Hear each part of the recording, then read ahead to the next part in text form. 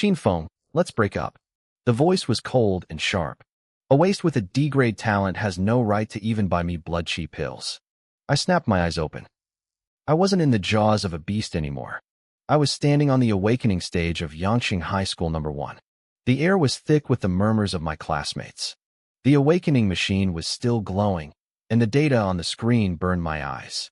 Feng, current blood chi, 59. Talent, D-grade. Effect, cat eyes. You can see in the dark. I looked down at my chest. There was no hole. No blood. No mangled flesh from where the monster had ripped through me. I was back. I had returned to the day of my awakening, 3 years before my death. Back then, I was the brightest star in the school. I was top of my class, and my blood chi had climbed to the very threshold of becoming a warrior. But after my first year of high school, everything stopped. My progress stalled, then started going backward. No matter how hard I trained or how many pills I swallowed, I couldn't get stronger. It wasn't until the day I died that I learned the truth. My half-brother, Qin Hao, and my girlfriend, Lin Ruoxue, had been poisoning my supplements to rot my foundation. They set me up during the wilderness combat exam, lured me out of the safety zone, and shattered my jaw so I couldn't even scream for help. The last thing I saw before the beast tore me apart was Qin Hao's gentle, smiling face. He had whispered, "Big brother, don't blame me. The Qin family only needs one genius." Now I looked up. Lin Ruoxue was standing in front of me. She had just awakened an A-grade talent, Ice Flame. Beside her stood Qin Hao. He had just awakened an S-grade talent, Raging Thunder Body. And me? I was just a D-grade loser. Lin Ruoxue didn't even hesitate. She leaned her shoulder against Qin Hao, looking at me with pure disdain. Feng, don't blame me for being realistic. In this era of high martial arts, blood chi is life. I'm going to the great Xia capital's first martial arts university. We were never meant to walk the same path. In this world, 100 points of blood chi is the threshold to become a warrior. Beyond that lie the realms of martial master, grandmaster, and king. At 59 points with a D-grade talent, my life as a martial artist was effectively over before it began. She smirked. Besides, the Lin family is marrying into the Qin family. The elders never said the groom had to be you. The crowd erupted in laughter. She's right, someone whispered. Feng used to be smart, but who cares about books now? I'd pick Qin Hao too. S-grade is top tier. Qin Hao stood there with that same gentle smile I remembered from my death. But I could see the triumph dancing in his eyes. Ruoxue, how can you talk to my brother like that? Qin Hao frowned, pretending to defend me. Even if his blood chi never hits 100 and he's destined to be a civilian student, he's still the young master of the Qin family. He turned to me, his face full of fake concern. Brother, Ruoxue is just blunt. Don't take it to heart. He sighed, addressing the crowd. Everyone, stop laughing. My brother's blood chi is low, but his grades are good. He can work in logistics. It's not like he has no future. Every word was a needle. He was calling me a waste while pretending to be a saint. Young Master Qin Hao is so generous, a student mocked. Feng is lucky to have an S-grade brother to feed him for the rest of his life. Qin Hao stepped closer, lowering his voice so only I could hear. Brother, just accept your fate. The family needs someone to lead it, and Dad won't waste resources on a failure like you. He reached out to pat my shoulder. I looked at that hand, the same hand that had pushed me into the beast's mouth in my past life, and I smiled. Suddenly, a chime rang in my head. Ding! Hidden second talent awakened. Infinite growth. Level 00/1000. Effect: every time you land an attack on a target, your maximum blood chi limit increases by 1 point permanently. My pupils shrank. A growth talent? In this world, students spend months of grueling training or thousands of dollars on pills just to raise their blood chi by a single point. And all I had to do was hit something? I looked at Qin Hao, then at Lin Ruoxue. A wave of relief washed over me. I had been reborn with a god-tier talent, and I'd just gotten rid of a cheating girlfriend. It was a good day. Brother, don't be stubborn. Qin Hao continued his act. You need to accept reality. I didn't say a word. I just swung my hand. Slap. The sound of the slap echoed across the entire plaza. Qin Hao's head snapped to the side. Ding. Attack successful. Blood chi +1. Current blood chi, 60. The entire school went silent. Everyone stared, eyes wide. A D-grade waste had just slapped an S-grade genius in public. Chin Fong. Lin Ruoshua shrieked. What are you doing? The elder brother is like a father, I said coldly. I'm just teaching him some humility. Our teacher, Mr. Lee, rushed over. Chin Fong, watch your behavior. If you do that again, I'll deduct points from your record. You won't even be able to get into a civilian college. Chin Hao clutched his face. For a split second, pure murderous intent flashed in his eyes, but he suppressed it. He couldn't fight back here. He had a reputation to maintain as the perfect student and the future of the Chin family. He took a deep breath and forced a smile. Brother, I understand. You're upset. I'll let this one slide because we're family. Lin Ruoshua was shaking with rage. You're disgusting. You're just jealous because Chin Hao is an S-grade, and you'll never catch up to him. I'm so glad I saw your true colors today. I glanced at her indifferently. You're right, Ruoshua. We shouldn't be together. After all, you're not good enough for me. What did you say? She screamed, like I'd stepped on her tail. I'm not good enough for you. I ignored her and looked straight at Chin Hao. It seems my little brother loves picking up my leftovers. If you want my scraps so badly, you can have her. The crowd went wild. Holy crap, did he really just say that? Doesn't he know Chin Hao's blood chi is already at 99? He's 1 point away from being a warrior. Chin Hao's smile finally cracked. His voice turned ice cold. Brother, you're clearly unstable today. I won't hold it against you. But in 3 days, we have the citywide wilderness combat simulation. Since you think you still have a chance, don't sign up for the civilian track. Join the martial arts exam with me. He turned to face the crowd, his voice booming. We'll compete fairly. Whoever gets the lower score will voluntarily give up their right to the Chin family inheritance. Lin Ruoshua sneered, looking at me with contempt. Well, Chin Fong, you talk big. Do you actually have the guts to show up? I looked at the two of them, my mind flashing back to my previous life. That citywide wilderness combat simulation had been my gravesite. In that life, Chin Hao and Lin Ruoshua had set a trap for me after the battle ended. They had schemed together to drive me into a high-danger zone where I stood no chance. Now, they wanted to play the same trick again. I felt a cold smile spread across my face. Fine, I said. I accept the bet. Little brother, make sure you don't disappoint me when the time comes. I turned and walked away, heading straight for the Chin family training grounds. The facility was located on the first basement level. It was a prison for a massive number of mutated creatures, iron claw rabbits, black-scaled sparrows, and mutant rats that were all at the quasi-warrior level. For most, this was a place to test their courage. For me, it was a blood mine. I only had 3 days until the combat exam. Since non-warriors weren't allowed in the actual wilderness, this training ground was the best place to farm my blood chi. I walked through the long corridor toward the entrance. 3 people were standing in front of the heavy alloy doors. The leader was Chin Hui, a member of a side branch of the family. Before my awakening, whenever he saw me, he'd start shouting, "Young master," from 10 meters away, bowing lower than anyone else. Now he stood there with his arms crossed, tapping his toe against the floor to block my path. Well, look who it is, Chin Hui said, drawing out his words with a sneer. If it isn't our young master with the D-grade talent. The 2 guards beside him kept their heads down, but I could see them struggling to hide their smirks. I stopped and looked at him coldly. Move. Chin Hui laughed and patted the alloy door. Orders from the top. Family resources are distributed based on talent. Even I, with my B-grade talent, haven't gone in yet. What's a D-grade like you going in for? To be a snack for the beasts? One of the guards couldn't hold it back anymore and let out a snort. This only fueled Chin Hui's ego. Chin Fong, you need some self-awareness. Your brother is an S-grade with 99 blood chi. He's practically a warrior. And you? I heard you went crazy at school today and slapped the young master. He took a step forward and poked his finger into my chest. Do you actually think you're someone special now? I looked down at his finger. A few servants stopped to watch, and other family members began to gather around. Chin Hui actually dares to block the young master now, someone whispered. Young master?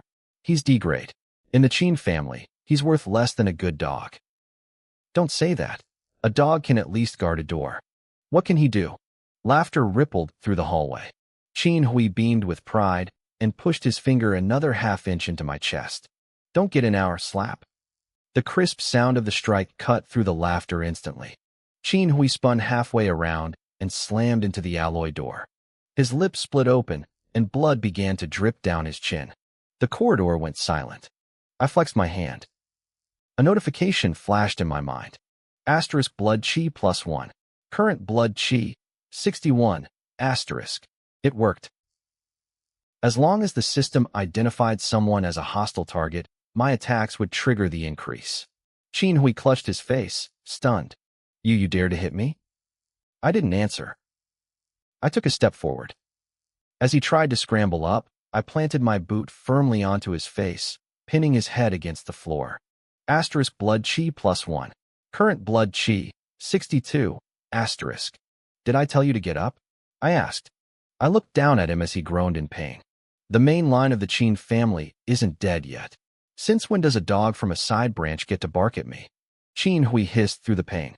His body tensed as he tried to push off the ground.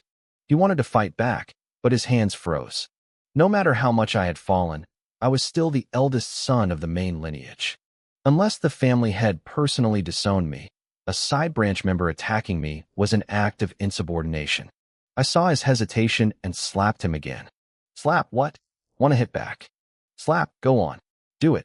The notifications kept ringing in my head. Asterisk blood chi +1. Blood chi +1.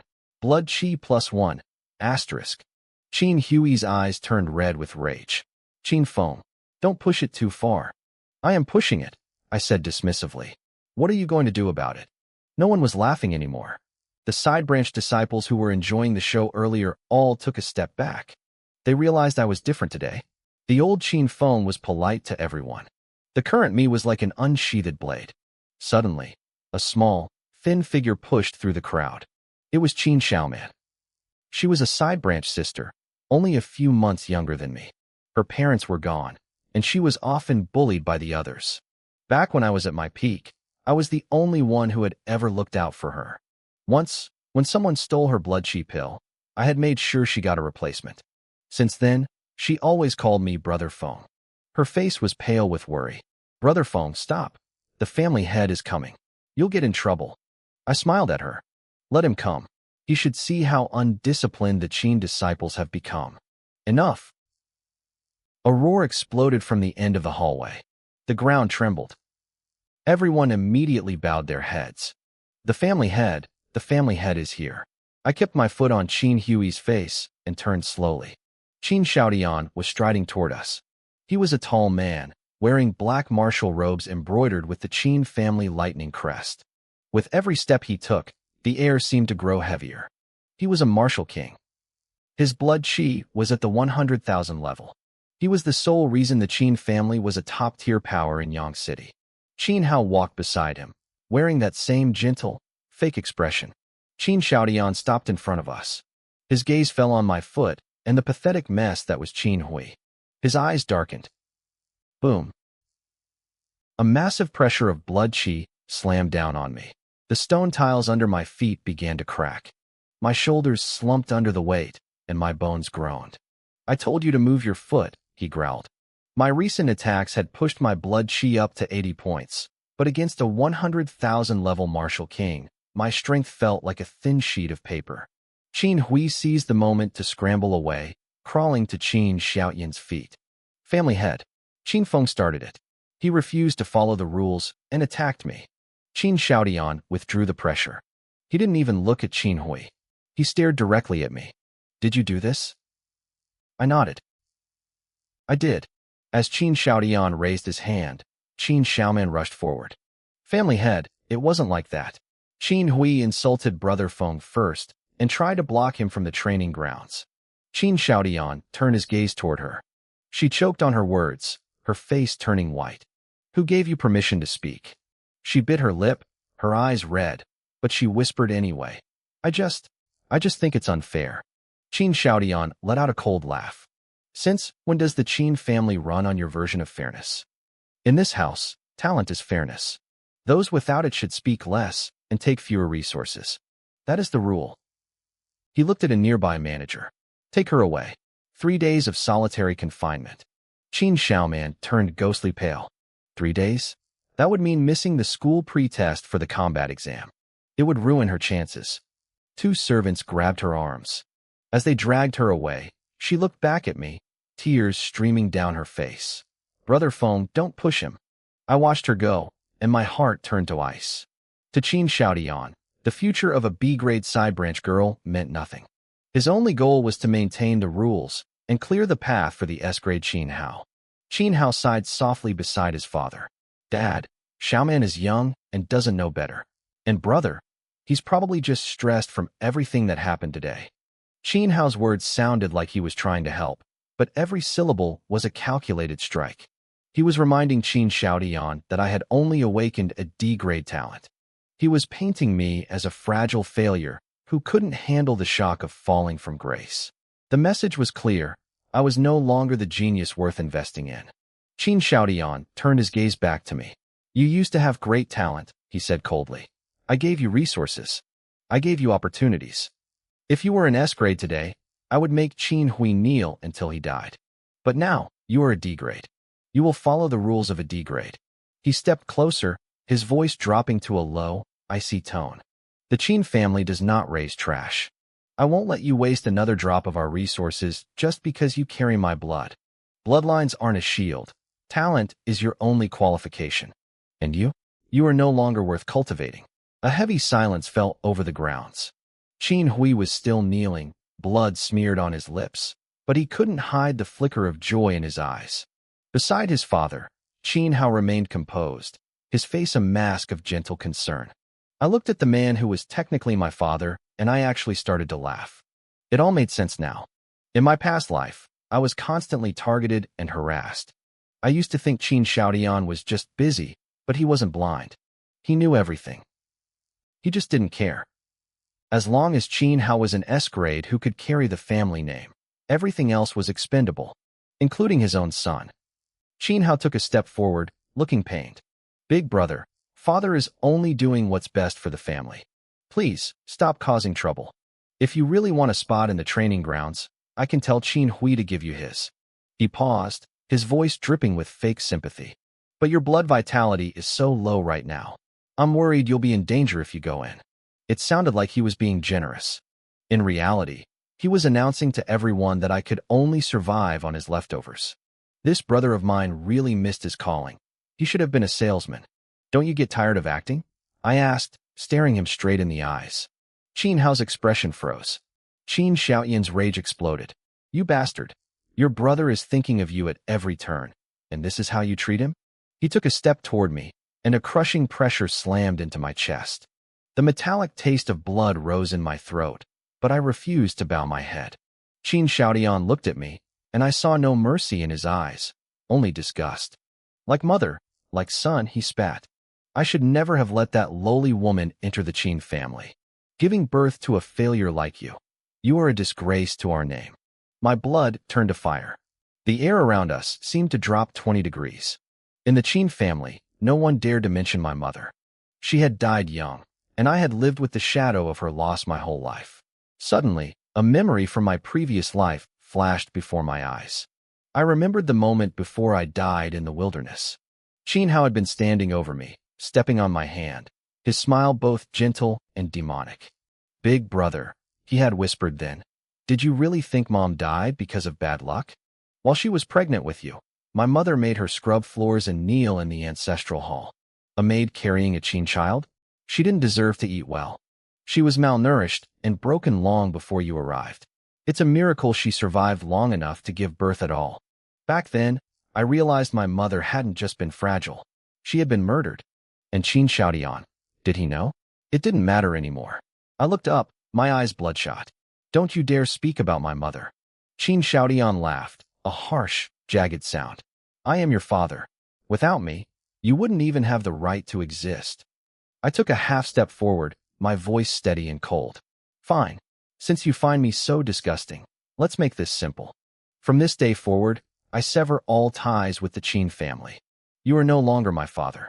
This is no longer my home. Qin Hui's jaw dropped. He was terrified to speak, but I could see the ecstatic joy in his eyes. The The guards froze. The side branch cousins who had been mocking me felt their smiles vanish. A D-grade loser was actually disowning the Qin family? Where did he get the nerve? Qin Xiaoyan's face turned purple with rage. It was the fury of a man whose authority had been insulted. You ungrateful brat. He raised his hand, his blood vitality surging so violently that the lights in the corridor dimmed. Qin Hao rushed to block him, turning back to me with a look of deep sorrow. Big brother, father is just angry. Don't be impulsive. We're family. Whatever is wrong, we can sit down and talk. I stepped sideways, avoiding his hand like it was covered in filth. Stop the act. You make me sick. Qin Hao's hand hung in midair. Qin Xiaoyan was shaking with rage. Fine. Fine. You want out? Then get out. Leave the Qin family and never come back. I didn't give him a second look. I turned and walked away. From today on, every debt the Qin family owed me would be paid back in full. Outside the main estate, Qin Hao watched my silhouette disappear around the corner. The mask of the kind brother began to slip. Let him go. Qin Xiaoyan growled behind him. A D-grade waste is useless without the family. In a few days, he'll come crawling back, begging for mercy. Qin Hao bowed his head. You're right, father. But as soon as Qin Xiaoyan walked away, the warmth vanished from Qin Hao's face entirely. He signaled for the butler and leaned in, his voice a low whisper. Go. Give him a lesson. How far should I go, young master? The butler asked. Qin Hao looked toward the street where I had vanished. Don't kill him. We have the combat exams in 3 days. I want to personally crush his pathetic pride under my boot in front of everyone. The butler nodded and vanished into the shadows. Qin Hao touched his cheek, where the faint sting of my earlier presence still lingered. Big brother, did you really think you could live like a human being after leaving the Qin family? I walked down the street, still wearing my school uniform. I reached into my pockets. They were empty. Severing ties felt great, but the reality was harsh. I had no money and nowhere to sleep. There was only one place I could go. The outer district of Yang City was a different world. The bright lights of the inner city didn't reach here. The streets were lined with rusted corrugated metal shacks, and sewage flowed along the walls. The air smelled of sweat, cheap booze, and a faint hint of blood. I navigated through a narrow, dark alley until I saw a flickering red neon sign hanging off a derelict building. Half the letters were burnt out, but the message was clear: underground arena. The black market fights here didn't care about your identity or your talent grade. They only cared if you were willing to sign a life and death waiver. Once you stepped into the ring, everyone was an enemy. To most, this was hell. To me, it was paradise. Inside, 2 massive men were battering each other in an octagonal cage. The sound of fists hitting flesh was heavy and dull. The crowd was screaming, waving betting slips in the air. Kill him. Kick his knees. What are you waiting for? A formal invitation. Get up and fight. I scanned the room. The guards had a blood vitality of around 150. The average fighters were between 80 and 90. The 2 guys in the ring were hovering right at the threshold of becoming official martial artists. I started walking toward the registration desk, but I stopped abruptly. In a dark corner, a thin figure was huddled in the shadows. A large hoodie covered half their face. They flinched as I approached, nearly hitting a metal rack. Then, the person looked up. Our eyes met. The girl forced a very awkward, strained smile. What a coincidence, Qin Feng, she said softly. Are you here to watch the fights too? I stared at her, confused. This was Zhao Luqi. She was my classmate, the girl who sat right behind me. She was quiet, almost invisible, with grades that were always just above average. Back in our second year, she had almost been hit by a car. I thought she had been frozen in fear, so I pushed her out of the way. Looking back, her eyes had been too calm. It was like she was waiting for the impact. Are you following me? I asked. Zhao Luqi shook her head. She reached into her pocket and pulled out an anonymous debit card. She handed the card to me with both hands. I wasn't following you, Zhao Luqi said, her voice serious. I'm here to return a favor. I glanced at the card. I don't remember you ever borrowing money from me. She stepped forward, pushing the card closer. Last semester, you explained 10 math problems to me. I checked the market rates for private tutors. For a student with your grades, 500 an hour is fair. 10 sessions. I rounded it up for you. She paused, looking me in the eye. The martial arts exams aren't just about combat. There's a theory portion too. A martial artist without an education is just someone waiting to die in the wilderness. I remembered now.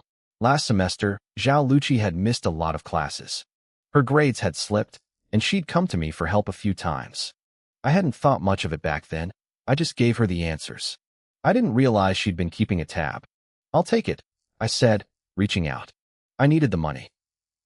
I wouldn't accept charity, but I'd accept a tutoring fee. Zhao Luqi visibly relaxed when I took the card. She looked over at the octagonal cage and asked again, "Are you here to watch the fights?" I slipped the card into my pocket. "No." She looked up, her eyes wide. I pointed toward the registration desk across the room. "I'm here to fight." The color drained from her face. "Why? Aren't you the young master of the Qin family? Why would you come to a place like this to risk your life for money?" "I have nothing to do with the Qin family anymore," I said flatly. She took a half step toward me, lowering her voice to a whisper. "If you need money, tell me. I can give it to you. But this is a life and death arena." She glanced at the ring, where a fighter was currently coughing up blood. Her throat moved as she swallowed hard. "Once you're in there, no one will go easy on you just because you're a student." Money was only the surface. What I really needed was blood vitality. "That's fine," I told her. I wasn't planning on going easy on them, either. I turned and walked toward the registration desk. A bald manager sat behind the counter. He was a quasi-martial artist, blood vitality around 90. He wore a thick gold chain over a scarred neck. He looked me up and down, let out a sharp snort, and tossed a registration form under the table. "This isn't a playground for city students," he growled.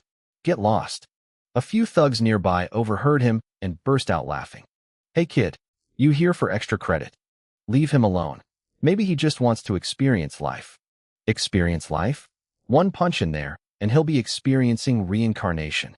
The bald manager's brow furrowed when he saw I wasn't moving. "You deaf?" He surged his blood vitality, trying to use his pressure to intimidate me into leaving. I didn't blink. I didn't even feel it. "I want to sign up," I repeated. The manager stared at my face.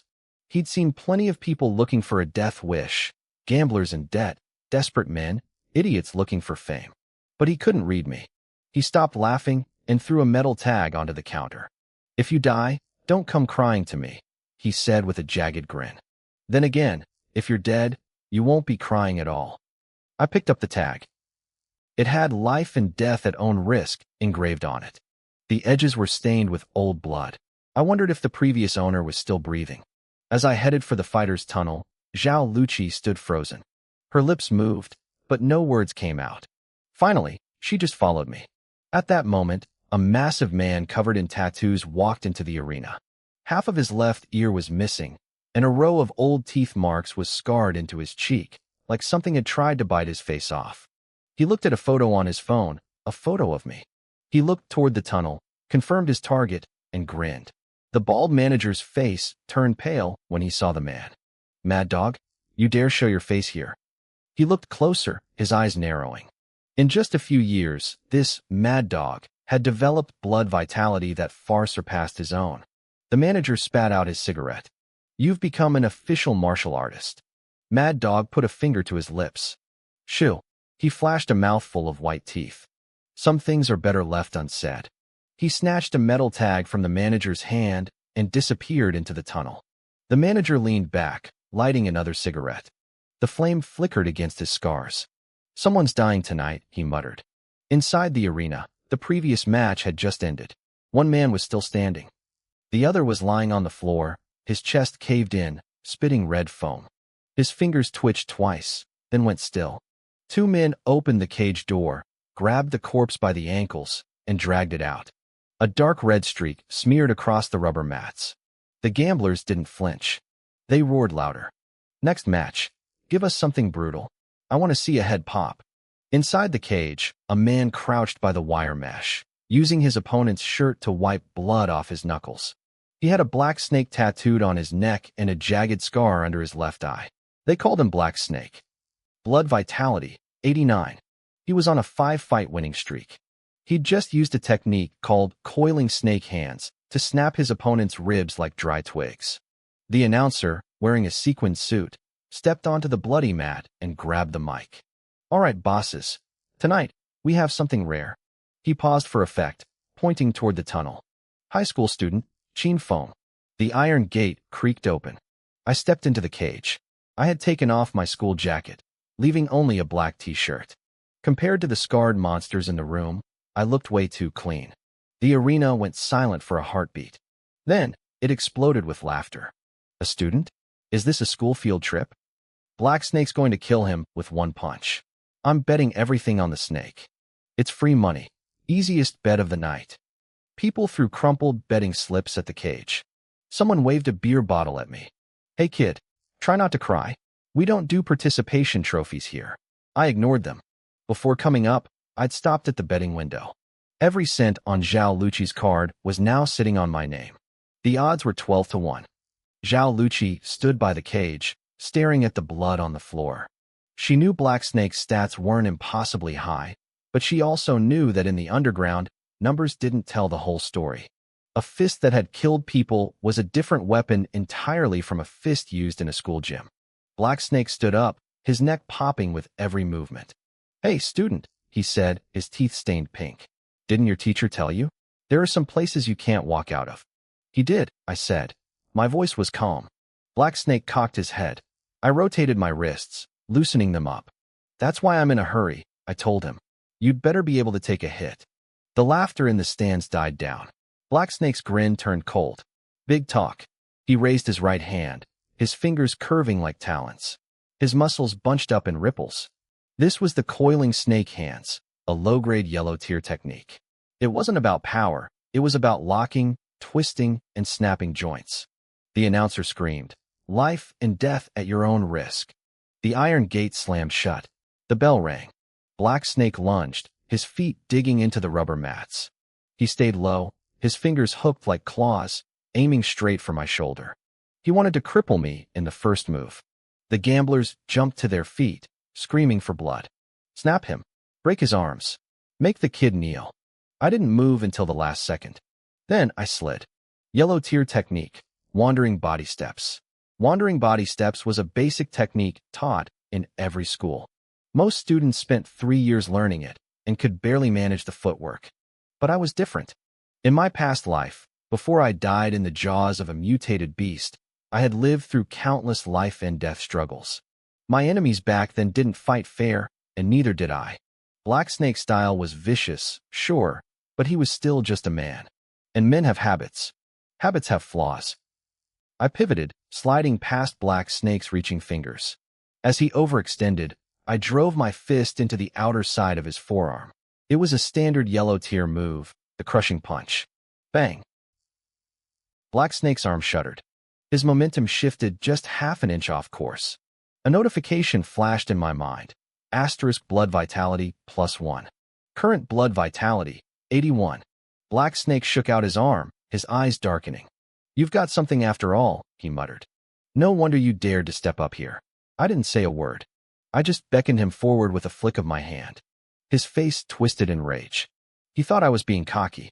I'll kill you, he roared, lunging again. This time, he didn't just target my shoulders. His left hand feinted toward my face while his right hand clawed for my wrist. Simultaneously, he drove his knee toward my stomach. These were the dirty tricks of the underground, the coiling snake style mixed with brutal close-quarters strikes. I stepped back half a pace, narrowly avoiding the knee strike. Black Snake's right hand whipped around, trying to lock my wrist. I dropped my weight, sinking my arm to meet him. I unleashed the power of the crushing punch again, the impact vibrating through his grip and forcing his hand away. We exchanged a dozen blows in seconds. Black Snake was relentless. His arms moved like serpents, winding around my joints, looking for a snap. If I was even half a beat slow, my wrist would be dust. I played it differently. I didn't get greedy for a kill, and I didn't meet his strength with strength. I stayed light on my feet, gliding along the iron mesh of the cage. My punches landed at the exact moment he tried to exert force, hitting his shoulders, his elbows, his wrists. None of the hits were fatal, but they shattered his rhythm. System alerts chimed in my head like a slot machine. I didn't bother looking. I could feel the blood vitality inside me getting hotter and hotter. My heavy breathing began to steady and lengthen. My arms felt lighter with every swing. The insults from the stands began to change. Black Snake. What the hell are you doing? Someone screamed. Stop acting. I put 100,000 on you. Is this kid a ghost? Why hasn't he fallen yet? Down by the cage, Zhao Luqi's expression shifted. The crowd was looking at the show, but she was looking at my stats. She could feel it. My blood vitality was actually rising. I see, she whispered to herself. Keep going, Lin Yuan. A vein throbbed in Black Snake's forehead. It wasn't that he didn't want to finish me. It was that he couldn't catch me. My blood vitality was lower than his, but my reactions were as seasoned as an old veteran's. Even worse, he realized my punches were getting heavier. At the start, he could overpower me. Now, every time my fist hit his arm, his entire limb went numb. I can't drag this out, he hissed, spitting blood onto the mat. You're good, kid. I'll give you that. But playtime is over. He threw his arms wide, his blood vitality suddenly exploding. This was his true killing move, the twin snakes strangling the throat. His hands moved in a blur, one high and one low, aiming for my neck and chest. If he connected, I'd end up with a crushed windpipe or shattered ribs. The announcer leaped to his feet. There it is. Black Snake's finisher. I didn't retreat. I planted my feet, sank my hips, and met him head-on with a crushing punch. Boom! The collision sent a shockwave through my arm, pushing me back half a step. But Black Snake fared worse. His wrist went numb, and his lethal grip fell apart. At that exact moment, the system chimed again. Asterisk blood vitality has reached 100. Current blood vitality, 100, asterisk. Boom! It felt like a dam breaking inside me. Energy surged through my bones and muscles. My heartbeat grew deep and resonant. I had done it. I had officially crossed the threshold from a trainee to a true martial artist. A trainee is just a human with good stats. A martial artist is something else entirely, someone who can truly convert blood vitality into raw power. I looked up, and the world looked different. Black Snake saw the change in my eyes and froze. He was the closest. He felt the shift in pressure. You? Before he could finish, I was on him. My speed had doubled. He barely managed to cross his arms in defense.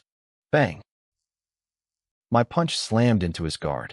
Black Snake skidded half a meter across the rubber mats, his back slamming into the iron fence with a deafening rattle. The arena went silent for a heartbeat before exploding. No way. Black Snake was pushed back. I didn't give him a chance to breathe. I closed the gap instantly. But I didn't aim for his vitals. Blood vitality was the foundation of a martial artist, and Black Snake only had 89 points. If I really went all out, I'd kill him in 2 hits. Instead, I pulled my punches just enough. I hit his arms, his shoulders, his ribs. Each strike calculated to cause maximum pain without ending the fight. Asterisk blood vitality +1. Current blood vitality, 128, asterisk.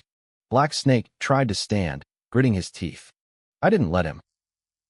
My next punch was a fraction heavier, sending his knee crashing back into the mat. You little. I silenced him with a punch to his forearm.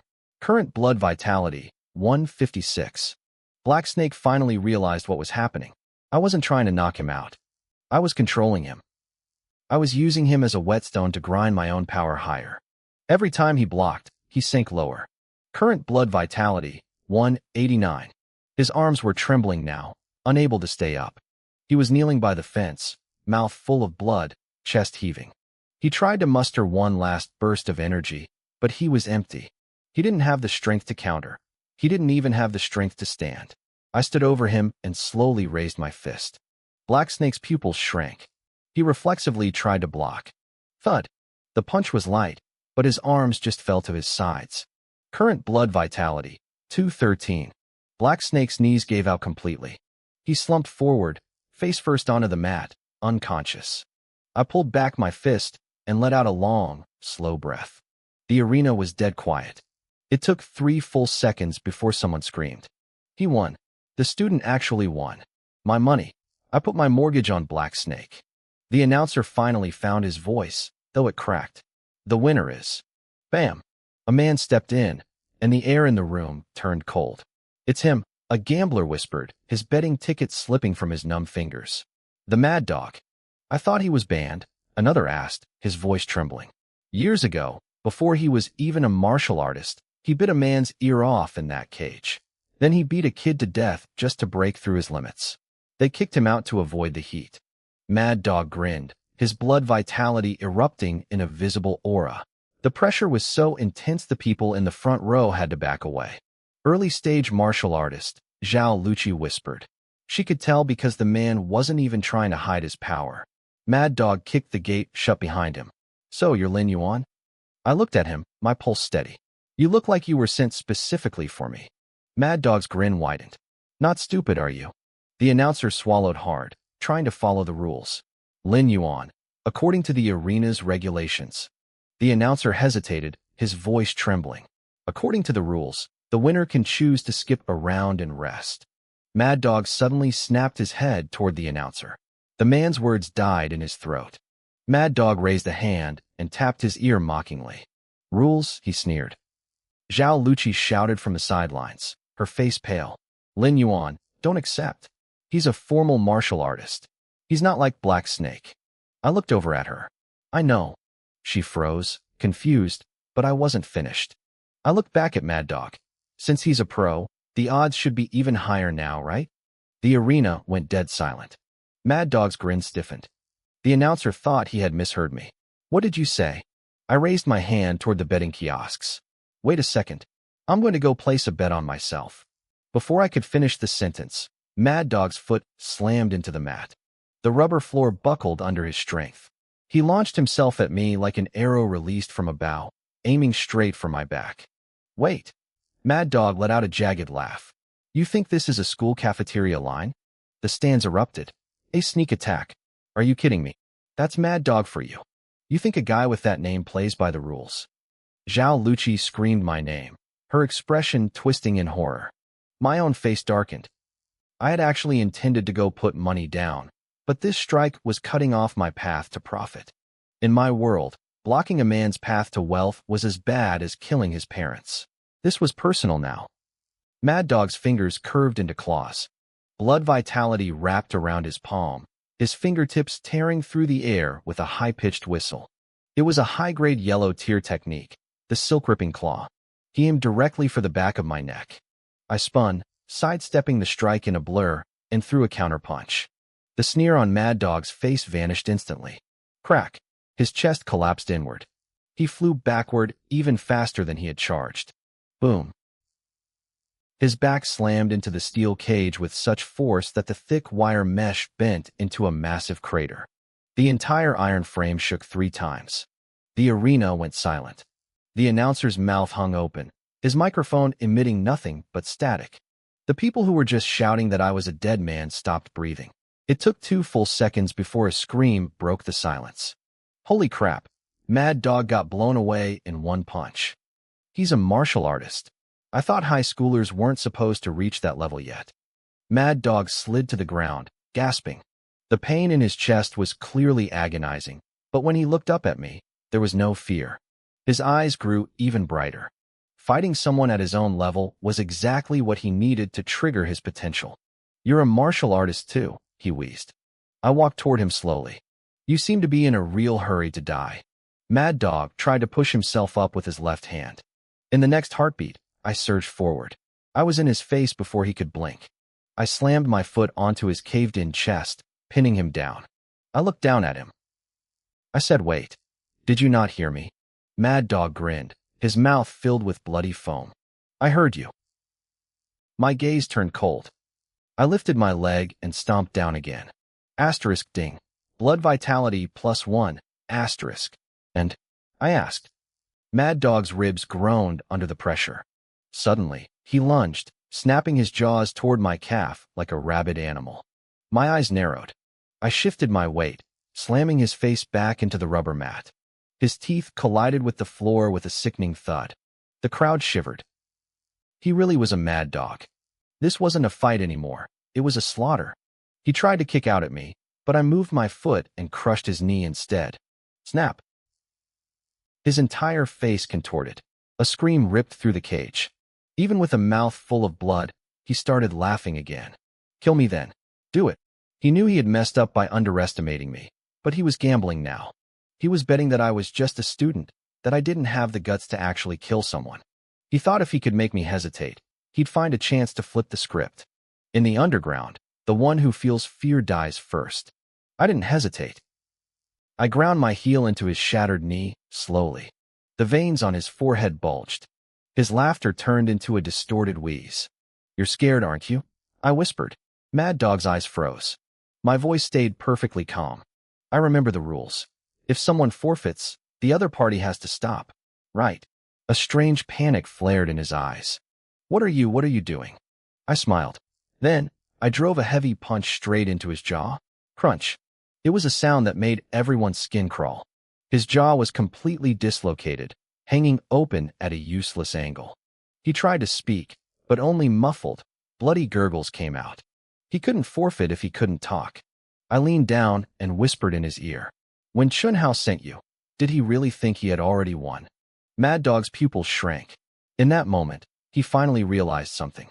He wasn't the one ignoring the rules in this cage. I was. For the next few minutes, the only sound in the octagon was the dull thud of bone hitting flesh. One punch after another. I didn't say a word, and Mad Dog couldn't. The gamblers who had been cheering earlier shut their mouths. The announcer was as white as a sheet, clutching his mic, but too terrified to stop the fight. Zhao Luqi watched from below, her fingers gripping the iron bars. She didn't understand. The fight was over the moment I landed that first punch. Why was I being so ruthless? She eventually turned her head away, unable to watch. Asterisk ding. Blood vitality +1. Asterisk ding. Blood vitality +1. Asterisk. The notifications kept ringing in my head.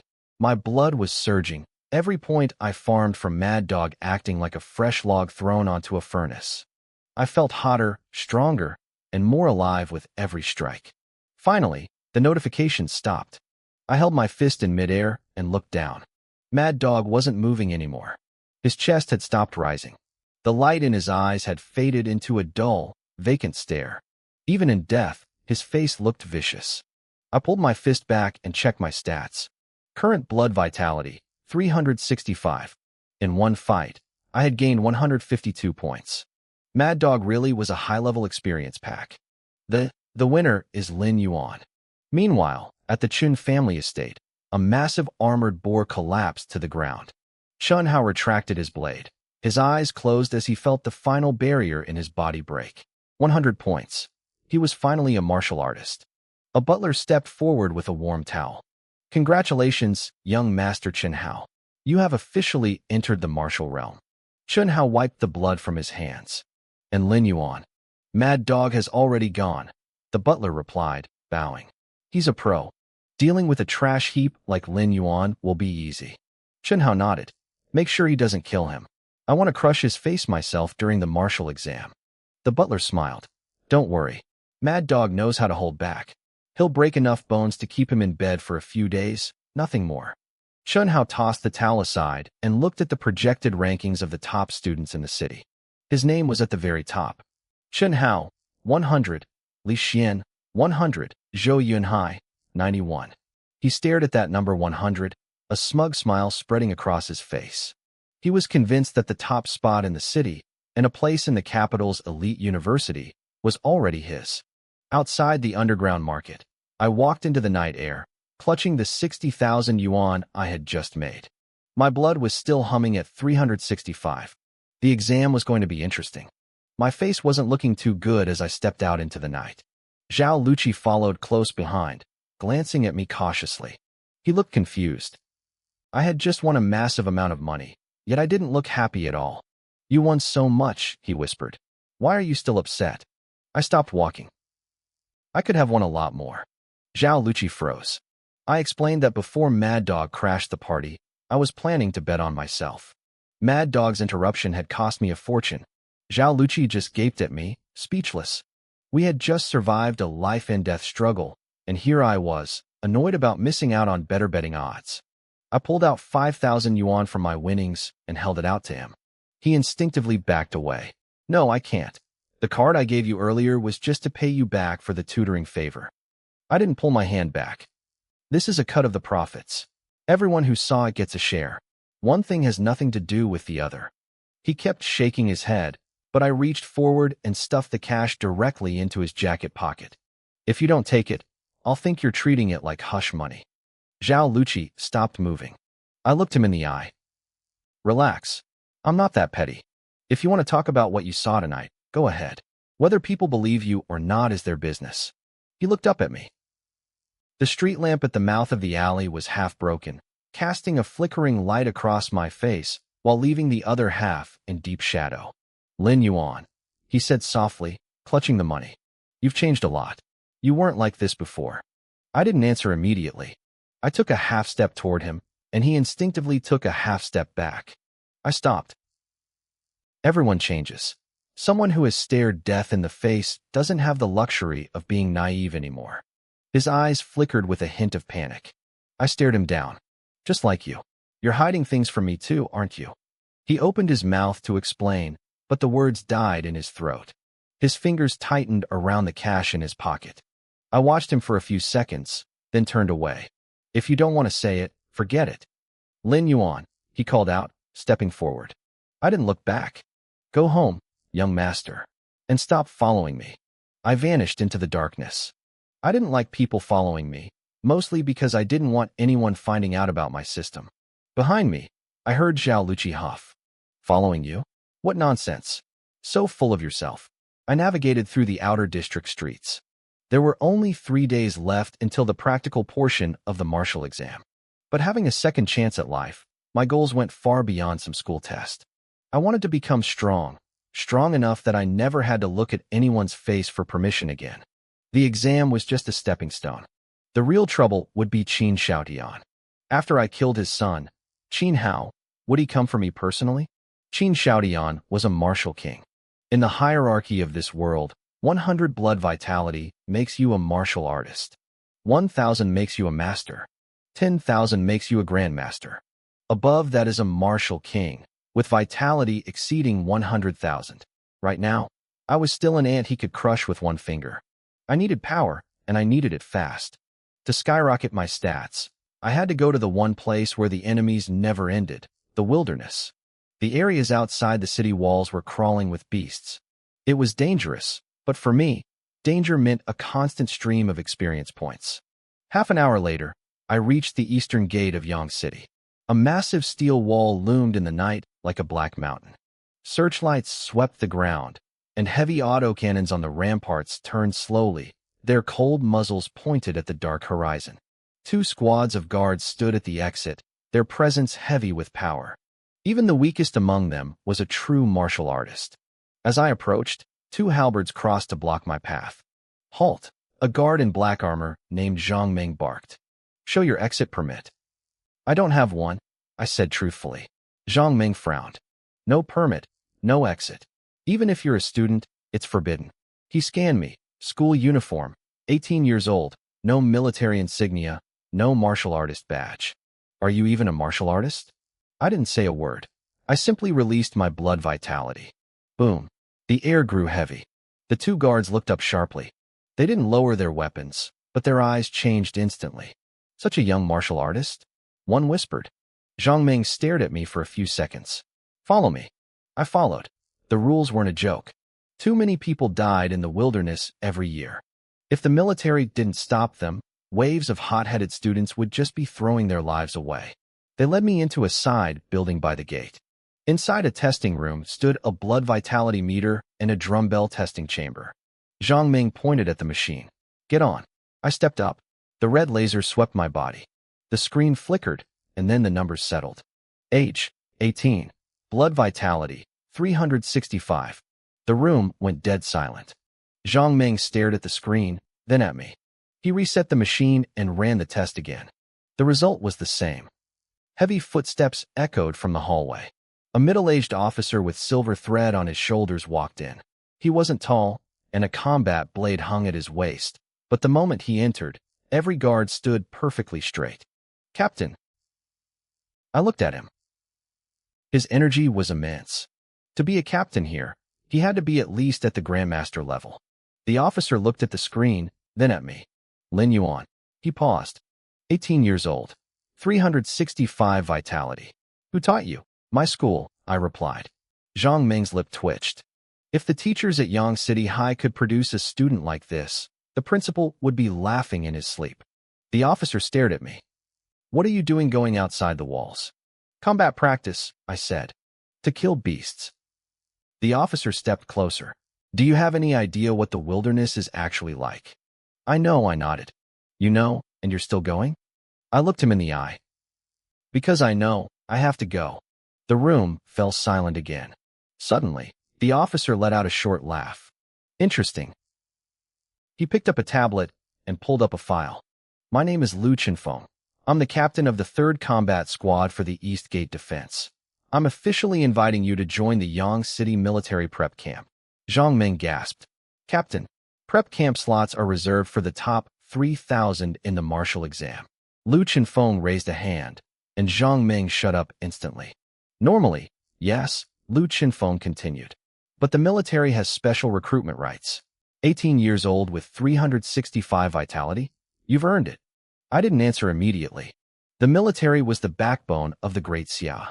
Every student fought tooth and nail to get in because of the resources, the secret techniques, and the steady access to the wilderness. But the military had rules. Once you were in, you couldn't just leave. I needed resources, sure, but I needed freedom more. I needed to be able to hunt whatever I wanted, whenever I wanted, to stack my stats as fast as possible. Lu Chenfeng saw my hesitation. "You can refuse." I looked up. "Then I refuse."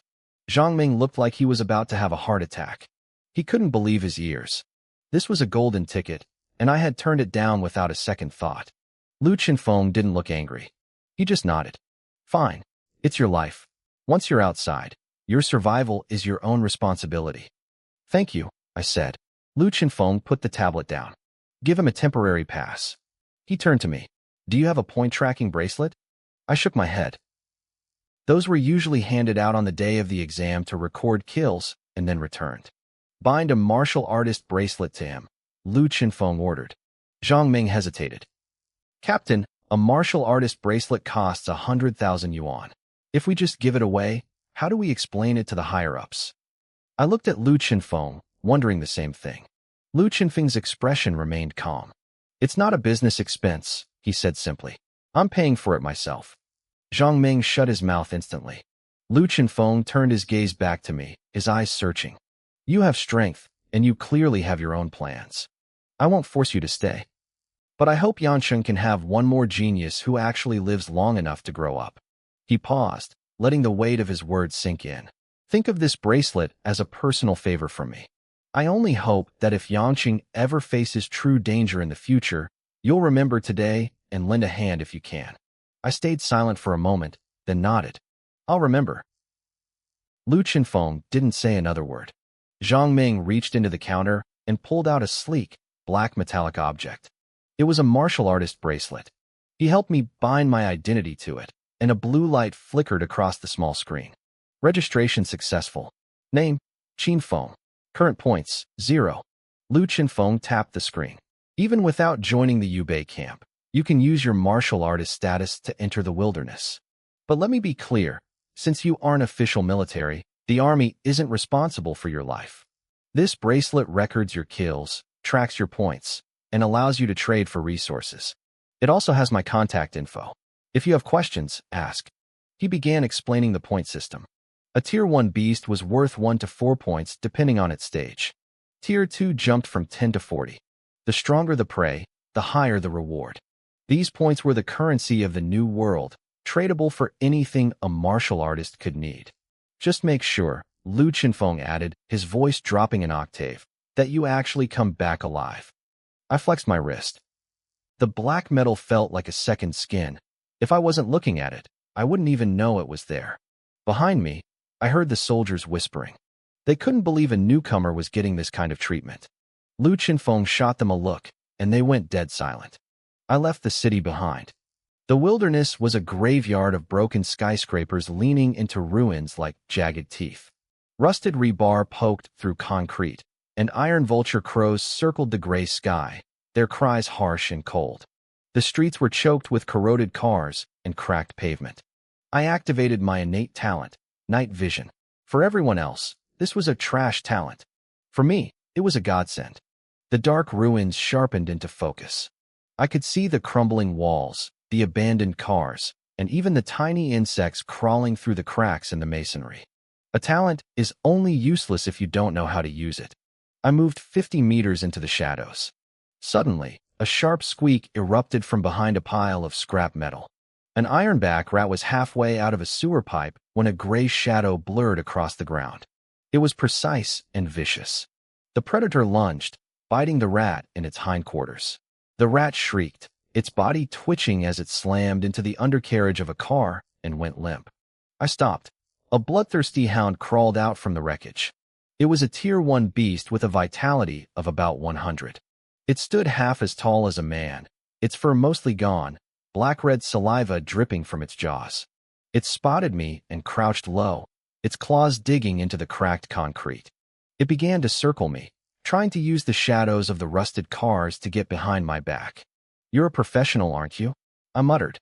The hound lunged from the darkness, a gust of foul wind hitting my back. I spun and threw a full power punch. There was a wet thud. The dog's head exploded. Its headless body flew past me, slamming into a car door with enough force to leave a massive dent. A dark green crystal rolled across the ground. A system notification flashed. Blood vitality +1. Total, 366. I wiped the blood off my knuckles and picked up the crystal. It was an essence core, worth about 5,000 yuan back in the city. These could be refined into pills or forged into weapons. In this era, every part of a beast was money. Meat for food, fur for armor, bones for blades. The only problem was killing them and living long enough to carry the loot back. I didn't have a storage ring yet, so I could only take the cores and the most valuable parts. I looked at the headless carcass. I needed to be careful. One wrong move out here, and I'd be the one on the menu. But the beasts didn't see a predator when they looked at me. They saw a lone human. They saw a meal. Shadows began to move in the surrounding ruins. Ironback rats, more bloodthirsty hounds, clawed cats, and bone snakes. Most were Tier 1, their vitality ranging from 100 to 300. A clawed cat leaped from a wall, and I smashed it into the bricks with my elbow. Two bone snakes lunged from a crack in the ground. I caught them by their necks and used them like whips to crush a nearby rat. The sounds of bones snapping and flesh tearing echoed through the abandoned streets. My system chimed relentlessly. 367, 368. The points on my bracelet began to climb. I fought through the night. My school uniform was soaked in beast blood. My arms and shoulders were mapped with shallow claw marks. Compared to the memory of my previous life, where a beast tore through my chest, this was nothing. I stared into the darkness at the hundreds of glowing eyes watching me. My own eyes burned brighter. I was closing in on 1,000 vitality. I was desperate to see what the second form of my growth-type talent would look like. The monsters finally realized something was wrong. This human wasn't prey. He was a butcher. I wiped a smear of blood from my cheek and looked deeper into the ruins. "Don't just watch," I whispered with a grin. "Come on." The monsters turned and bolted. I didn't let them. I gave chase, hunting them through 2 more collapsed districts. By the time the first light of dawn touched the horizon, I stood alone amidst a mountain of carcasses. The scent of blood clinging to my skin was thicker than the stench coming from the monster's maws. I spotted the last bloodthirsty hound and lunged. My fist connected with a sickening crunch, driving the beast straight into a crumbling brick wall. Bricks shattered and flew like shrapnel. A chime echoed in my head. My blood vitality increased by 1. Current total, 1,000. Suddenly, the energy inside me exploded.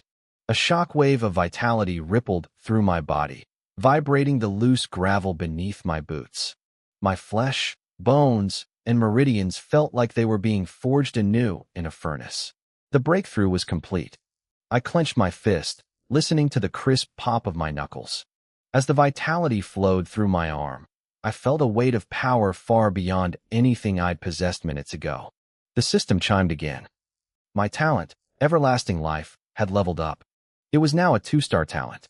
The effect had changed. Every attack on an enemy would now permanently increase my maximum blood vitality by 2 points instead of 1. My heart skipped a beat.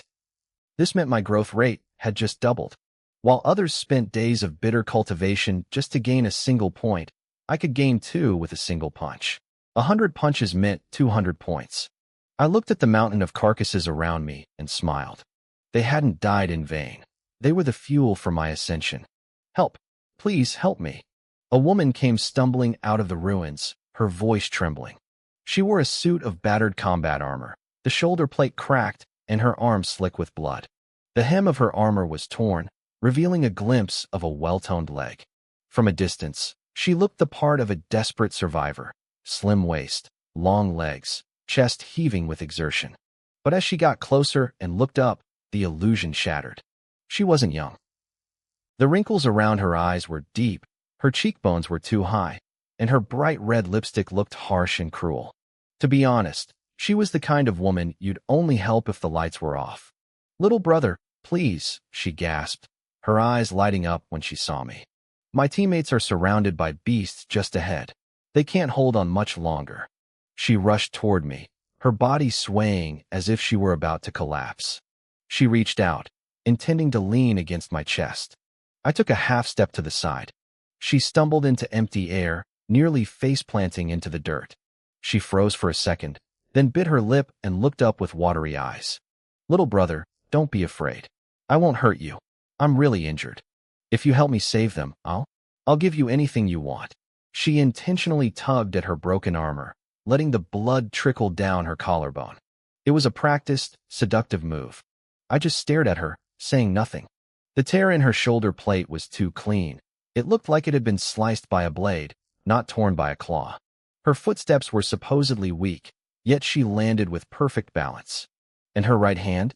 It hadn't left the hilt of the short sword at her waist once. This wasn't a rescue mission. It was a trap. She was the bait, waiting for me to get close so she could drive a blade into my kidney. Fishing in the wasteland was a common profession, but she was an amateur. "Little brother, why aren't you talking?" she asked, her voice turning even softer. "Do you have companions nearby? Call them over. We can save my friends together, okay?" I finally spoke. "Stop testing me," I said flatly. "I'm alone." The woman stiffened. A mocking laugh drifted down from the ruins of a nearby building. "Tisk, TSK, TSK. Chinyu, your charm is slipping. You can't even fool a brat." Four figures emerged from the shadows of the broken floorboards. They wore rugged armor decorated with monster teeth and dried blood. The leader had a jagged scar running across his face and toyed with a short knife.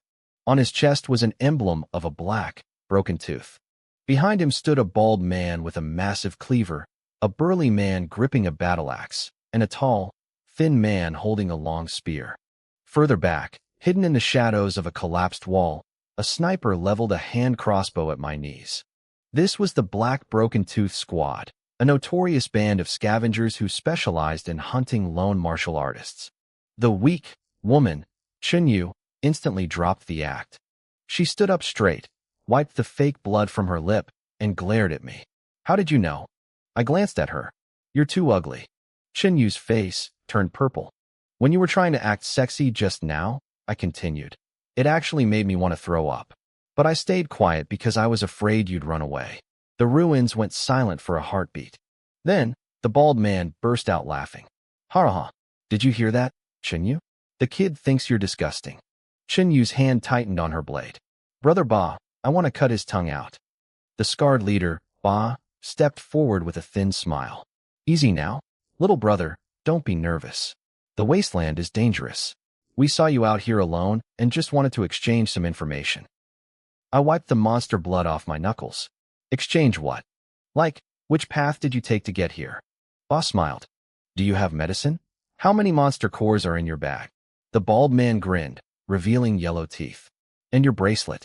You must have a lot of points, right?" Ba glanced back to silence him, but the threat was clear. They weren't even trying to hide it anymore. I nodded slowly. "Oh, so you're here to rob me." Ba spread his hands. "There are rules in the wasteland. Hand over your bag and your points bracelet, and we won't hurt you. You're young. Your life is worth more than gear." "The bracelet is bound to my identity," I said, looking him in the eye. "What use is it to you?" Ba's thumb brushed the hilt of his knife. His smile widened. "That's not for you to worry about. The fact that they wanted it meant they had a black market contact who could scrub the ID. The bald man took a step forward, his cleaver humming as it left its sheath. Brother Ba is being nice to you. Don't think killing a few Tier 1 runts makes you a big shot. High schoolers should stay in the classroom. The wasteland isn't for rookies. The bald man was still smirking when I moved. I blurred across the ground. Before he could even lift his blade, I was in his face. My fist slammed into his chest with the force of a falling star. His armor buckled instantly. The sound of his ribs snapping was like a bundle of dry sticks breaking.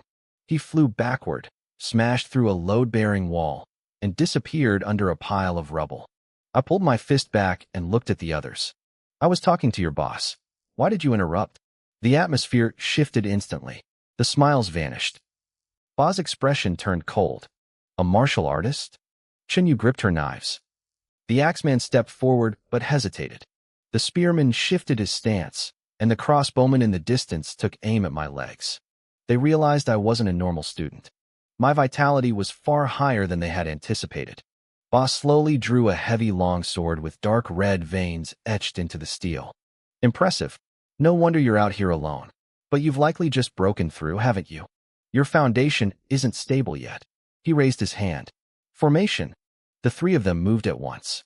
Chinyu slid low across the ground, her short blades aiming for my ribs. The axeman charged from the front to pin me down. The spearman circled behind, his tip aimed at my heart. And in the distance, the sniper waited for the perfect moment to cripple me. They had done this 1,000 times. It was a perfect execution trap, but they had never hunted someone like me. The sneak attack from the side, the road blocked from behind, and the sniper waiting in the distance. It was a textbook execution. Even an early-stage martial artist would have struggled against this coordinated assault. From the pile of rubble, the bald man I'd punched earlier crawled out. The armor on his chest was caved in.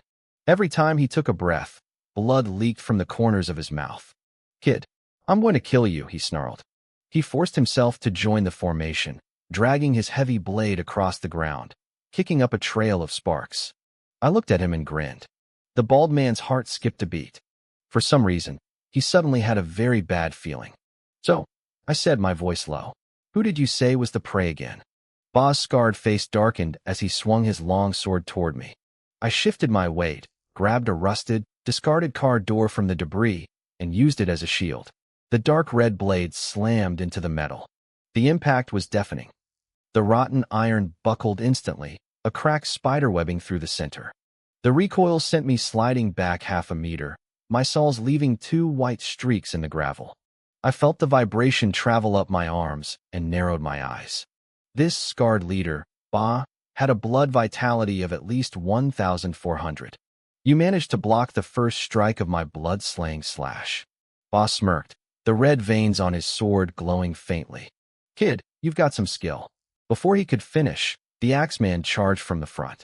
His muscles bulged as a golden glow erupted from his axe head. Shield breaker. Kneel.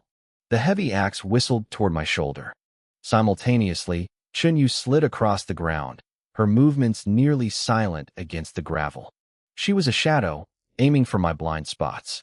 Her short blades weren't aimed at my chest, but at the soft tissue under my ribs. Behind me, the spearman's tip blurred into 3 distinct points, locking onto my spine and kidneys. And in the distance, the sniper's blue crosshair danced over my knee, waiting to cripple my movement. Ba didn't rush his next strike. He stood right in front of me, lowering his sword tip just half an inch, a position that perfectly cut off every possible escape route.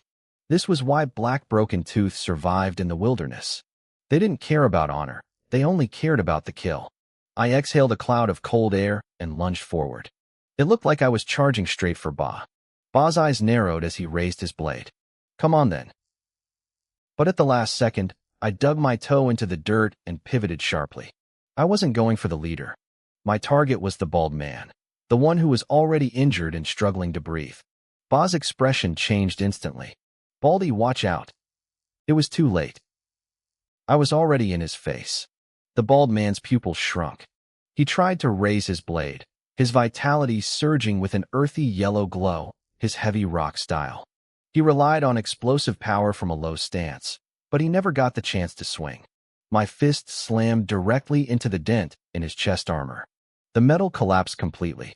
He flew backward again, crashing into a load-bearing wall, coughing up a massive spray of blood. He clutched his chest, his eyes red with frustration and pain. Why? Why do you keep picking on me? He wheezed. I wiped the blood off my knuckles. Can't help it, I said seriously. You just stand out too much. He looked like he was about to vomit more blood, but I was already moving. The axeman's blade grazed my shoulder, tearing my school uniform and leaving a shallow red gash. I didn't even flinch. I reached out and gripped the handle of the axe. The axeman sneered. Bold. You dare grab my weapon. He pressed down with all his strength, trying to crush my hand and body under the weight of the steel. But in the next heartbeat, I surged my power through my arm. The vibration was so violent it split the skin between his thumb and forefinger. Blood coated the handle. Before he could let go, I punched his wrist. There was a sickening crack as his joint twisted into a grotesque angle. As he started to scream, I drove my elbow toward his throat. Zip! A crossbow bolt whistled through the air. I had to abort the strike, twisting my body to let the bolt hiss past my waist. It thudded into a wall behind me, the fletching vibrating violently. Ba took the opening to thrust his longsword forward. He didn't hesitate, even when the blade passed dangerously close to Chunyu. Her face went pale. Brother Ba. Ba didn't even blink. He didn't pull back. Chunyu was forced to twist her body away, her shoulder armor getting sheared off by her own leader's blade. I used that split second of chaos to close the distance to her. I slammed my fist into her forearm. Snap! Her short blade hit the ground. I grabbed her by the hair and drove my knee into her stomach. She doubled over like a shrimp, coughing up a mixture of bile and blood. I looked up just as Ba's sword arrived again, aiming for the arm I was using to hold Chunyu. I let go and retreated. The spearman had been waiting for this exact moment. He lunged from behind, aiming for my heart. I shifted my shoulder, letting the tip graze my armor. It drew blood, but it wasn't fatal. Then, I reached back and grabbed the shaft of the spear. Got you. The spearman's heart dropped. I yanked him forward with a violent tug, dragging him right in front of me. I kicked his knee with a heavy boot. With a loud crunch, his leg bent backward, and he collapsed to the ground, screaming. I didn't kill him immediately. Instead, I grabbed him by the neck and shoved him toward Ba. Ba frowned, forced to pull his sword back to avoid hitting his own man. I seized the opening and punched the spearman in the chest. Then another punch. His ribs shattered, and blood sprayed from his nose. Ba finally realized something was wrong. In the middle of this intense, life-or-death struggle, my vitality wasn't dropping, it was rising. What kind of monster are you? Ba muttered, his eyes turning cold. Stop playing around. Use your finishing moves. The bald man, fueled by desperation, charged again. He was a mess, blood leaking from his mouth with every breath, but he swung his blade like a madman. I'll hack you to pieces. I didn't meet him head-on this time. I stepped to the side, letting his blade bury itself in the gravel. I stepped on the back of his sword to pin it down and kicked his other knee. As he slumped, I grabbed his head and slammed it into the ground. The concrete shattered. His eyes went glassy, his mouth filling with blood. Ba's vitality exploded. He didn't try to save his comrade. Instead, he waited for the moment I bent over and swung his blade at my neck. The strike was incredibly fast. I only had time to tilt my head. The blade bit deep into my shoulder and back. Blood sprayed. I groaned, the force of the blow driving me to one knee. Ba's eyes were vicious. No matter how talented you are, you need to be alive to use it. He kicked me squarely in the chest. I flew backward, crashing into a junked car. The door dented inward, and glass rained down on me. The bald man lay motionless on the ground. The axeman, Chunyu, and the spearman were all down, barely clinging to life. I stood up from the wreckage of the car. Blood soaked through my school uniform, dripping onto the pavement. I looked at the survivors and smiled. What's the rush? I asked, my voice steady. I'll get to all of you one by one. I lunged at the nearest target, the axeman. Ba moved to intercept, but I didn't dodge. I took the impact of his sword hilt against my shoulder just to get close to my target. The axeman's pupils shrank to pinpricks. No. I punched straight through his chest. Ba's long sword swung again, but I grabbed the axeman's corpse and used it as a shield. The blade sliced through the body, splashing blood across Ba's face. I burst through the red mist and landed a heavy blow to Ba's ribs. He stumbled back half a step. Behind the broken wall, the sniper was frantically reloading. His hands were shaking. This high schooler was too strange. Every time one of his teammates fell, the kid's aura grew stronger. The sniper gritted his teeth and aimed for my leg. Before he could pull the trigger, a shard of broken bone whistled through the air and pierced his throat. The bone shard buried itself deep into the sniper's right eye. He let out a blood-curdling scream as his crossbow fired blindly. The bolt went wide, pinning Chunyu's calf to the ground. Chunyu's body went rigid. He slammed face first into the dirt, his eyes wide with shock. He twisted his head back, staring at the bolt protruding from his leg. Old 4, his voice cracked, high-pitched, and terrified. I was already standing over him. Chunyu looked up, the viciousness on his face completely shattering into shards of pure terror. Little brother, no? Big brother. I was wrong. Please, can you just let me go? I grinned at him, my teeth stained with blood.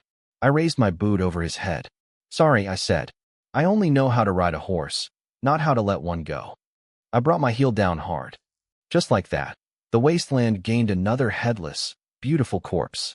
Now, the Black Broken Cliff squad was down to 3. The one-eyed sniper, a spearman with a broken leg, and the scarred martial artist, Huang Renwen. I looked at the survivors, letting a naive, harmless smile spread across my face. So, I asked softly, who's the prey now? The spearman watched me approach, his throat making a wet, clicking sound. Renwen, help me. The one-eyed sniper chimed in, his voice trembling. Brother Renwen, this kid isn't right. There's something wrong with him. Huang Renwen stood a few meters away, his long blade hanging at his side. His face was still splattered with the axeman's blood. He didn't move. It wasn't that he didn't want to save them. It was that he finally understood what he was facing. I had taken a direct hit from his blade earlier. For a normal martial artist, that should have thrown their blood vitality into total chaos. But I hadn't weakened. If anything, I was getting more violent the longer we fought. He stared at my chest. My breathing was steady. My footwork was precise. Even though I was bleeding, my aura was climbing higher and higher.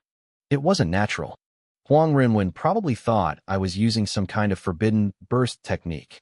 The wasteland was full of desperate moves like that, techniques that made you a god for a minute but left you a cripple for life. He just had to wait for my momentum to break. Once that energy faded, he could finish me with a single strike. He let out a jagged laugh. Kid, to push the Black Broken Cliff this far, you've earned your funeral. I didn't bother replying. My eyes scanned the battlefield.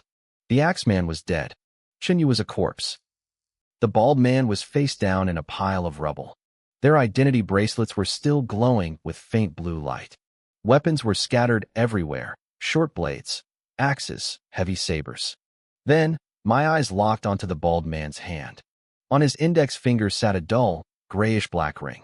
It looked rough and unremarkable, but the bloodstains couldn't hide the faint, intricate carvings on the band.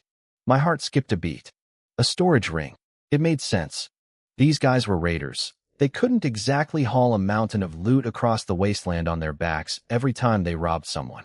I immediately added that ring to my mental shopping list. I had spent the whole night killing beasts, but because I had no space, I could only take the essence course. I'd left a fortune in meat and materials rotting in the dirt. Thinking about that lost money made my chest ache. But now, someone had kindly brought a pillow just as I was getting sleepy. The spearman was dragging his broken leg through the dirt, crawling toward Huang Renwen. Brother Renwen, I don't want to die. Give me a hand. Huang Renwen's lips curled into a smirk. Hold on, number 3. I'm coming for you. The ground exploded under his feet as he lunged toward his teammate. Hope flared in the spearman's eyes for exactly 1 second. Then, Huang Renwen planted a heavy boot squarely in the man's back. Bang! The spearman flew through the air like a discarded sack of trash, hurtling straight toward me. Renwen you. He didn't finish the sentence before he crashed into my space. I raised my fist to strike, but then I noticed Huang Renwen's right shoulder dipping and his toes pointing outward. I pulled my punch back an inch. The old fox wasn't saving anyone. He was using his teammate as a human smokescreen to cover his escape. I reached out and grabbed the spearman by the throat, pinning him midair. Selling out your friends with such a heroic shout? You guys really put on a show. I slammed the man into the pavement. His neck snapped with a sickening pop. He didn't make another sound. The one-eyed sniper watched this, his crossbow trembling. He finally realized that their captain wasn't a lifeline. He was the kind of snake who would throw his own brothers into the fire just to buy a few seconds of lead time. Huang Runwen was already retreating into the shadows of a ruined wall. The sniper tried to turn and run too, but I was already there. My shadow fell over him, pinning him against the bricks. He dropped his weapon and threw his hands up. Don't kill me. You want to know what the bracelets are for, right? I know how to wash them. I stopped. Wash them? He spoke faster, clinging to the words like a drowning man to a rope. There are black markets in the wasteland. People who can scrub the points off identity bracelets. Even if the owner is dead, they can pull the credits. I can take you there. Just let me live. I looked at him, weighing the truth in his eyes.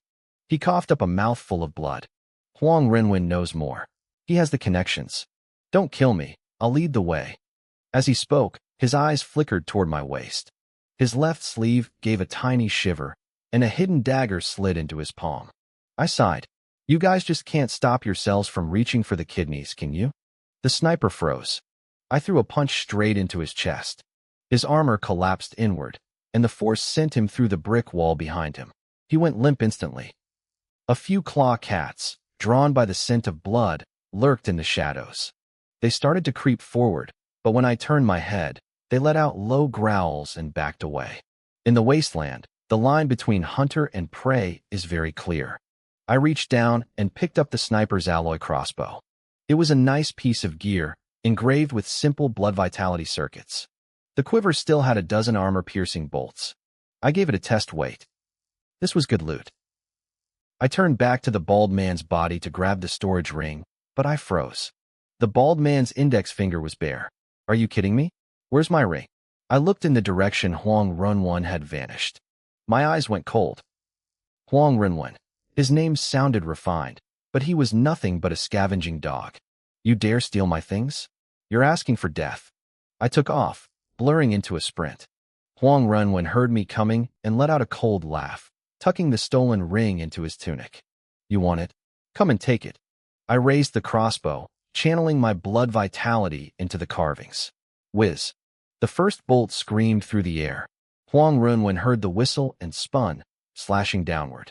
The bolt was deflected into a rusted car frame, but before he could even catch his breath, 3 more bolts followed in a perfect line. They targeted his left side, his right leg, and his throat. His face paled. You little brat. He gripped his blade with both hands, unleashing a burst of bloody energy that shattered 2 of the bolts. The last one grazed his ribs, tearing a chunk of flesh away. He groaned but pushed his speed even harder. I kicked off a pile of rubble, closing the gap. I fired as I ran. The bolts hissed past the ruins, forcing him to weave and zigzag. He kicked over a rusted car chassis to block my path, but I lowered my shoulder and smashed right through it, the metal crumpling like paper. I fired again. He blocked with his blade, but the bolt exploded on impact, sending shards of metal into his face. I grinned at his back. Don't stop now. Watch out. There's another one coming. Huang Renwen didn't look back. He pushed himself to the absolute limit. We tore through the abandoned streets and plunged deeper into the outskirts of the wasteland. The environment changed. The ground became damp, and the weeds grew tall and wild. Collapsed buildings were swallowed by vines and moss until they were nothing but jagged silhouettes. The air grew heavy with a pungent, musky stench, not the smell of a common rank 1 beast. Deep claw marks scarred the mud. Clumps of coarse black fur were caught on the brambles. A low, heavy rumble echoed from the darkness ahead, a sound so deep it made my chest vibrate. We had entered a rank 2 beast territory. Huang Renwen kept running. He knew it was dangerous, but he knew he was dead if he stayed in my sights. He was betting on his wasteland experience. He was betting that I wouldn't have the guts to follow him this deep. After another few hundred meters, the sound of my footsteps behind him finally stopped. No more bolts whistled past his ears. Huang Renwen glanced back, confirming I wasn't there, and finally let out a long, ragged breath of relief. Huang Renwen slumped behind a cracked stone monument, his face deathly pale. His shoulders trembled uncontrollably. He had snapped off the shaft of the arrow in his left shoulder, but the arrowhead was still buried deep in his flesh. Every breath felt like a jagged knife twisting against his bone. Madman, Huang Renwen hissed through gritted teeth. He couldn't wrap his head around it. How could a high school kid be this ruthless? Where did that killing intent come from? He fumbled into his robe and pulled out a small porcelain vial. He tilted it back, swallowing a dark red blood chi pill. It dissolved instantly, sending a wave of warmth rushing down his throat and into his stomach. Some color finally returned to his ghostly face. He looked down at the storage ring tucked into his chest, and his eyes flashed with a vicious light. "Once I catch my breath," he muttered, "I'm going back to mince you into pieces." He had no idea I was right above him. I was perched on a crumbling concrete beam at the top of a vine-covered ruin, watching him in total silence. Huang Renwen thought he had lost me, but every move he made was right in my sights. I hadn't struck yet, and it wasn't because I couldn't catch him. It was because I saw something else. In the shadows behind the monument, a black beast was hugging the ground, creeping forward without a sound. It was 3 times larger than a shadow claw cat. Its muscles were taut like coiled springs. Its paws hit the mud with zero noise. Its dark gold eyes were locked onto the back of Huang Renwen's scarred neck. It was a rank 2 beast, a shadow leopard. I narrowed my eyes. Huang Renwen was wounded and had just taken a blood chi pill. The scent of fresh blood mixed with the medicinal aroma was basically a dinner bell for a predator. To this leopard, he was a late-night delivery order. The leopard's claws sank slowly into the dirt. It was waiting. I was waiting, too. I looked at the ring in Huang Renwen's hand, then at the shadow leopard. I let out a faint smirk. "Go ahead, big guy. Do the heavy lifting for me. Just don't break the ring." The moment Huang Renwen finished swallowing the pill, the shadow moved. The leopard lunged. It stayed low to the ground, silent until the very last second when its claws tore through the air. Huang Renwen's back armor shattered. 3 deep gashes opened from his shoulder to his waist. Meat and blood sprayed. He was slammed forward, his face smashing into the stone monument with a sickening thud. Blood erupted from his nose. "Damn it, you beast." He rolled over and swung his blade. A wave of red saber energy swept out, shattering a nearby wall into flying rubble. But the shadow leopard was already gone, circling to his side, those gold eyes fixed on his throat. Up on the ruins, I crouched behind the concrete beam and raised my captured crossbow. Watching Huang Renwen scramble like a cornered rat made me smile. This was a battle between 2 snakes, and I was the one holding the cards. Huang Renwen didn't dare stay and fight. He knew how dangerous a shadow leopard was. It was a rank 2 beast built for speed, with blood chi strength of at least 1,500. If he were at full health, he might have had a chance. But now, he'd been chased by me, shot in the ribs, and now mauled from behind. If he stayed, he was just a snack. He lunged toward a collapsed stairwell on the right. It was a narrow gap. A human could squeeze through, but the leopard's larger frame would get stuck. If he made it in, he had a chance to lose it. He almost reached the opening. Thwip! An armor-piercing bolt whistled down from above, slamming into the ground 3 inches in front of his foot. The impact exploded, sending stone shards flying. Huang Renwen was forced to a dead stop. A jagged piece of rock sliced his calf open. He whipped his head up toward the ruins. "Kid, hiding up there and sniping? You call yourself a martial artist?"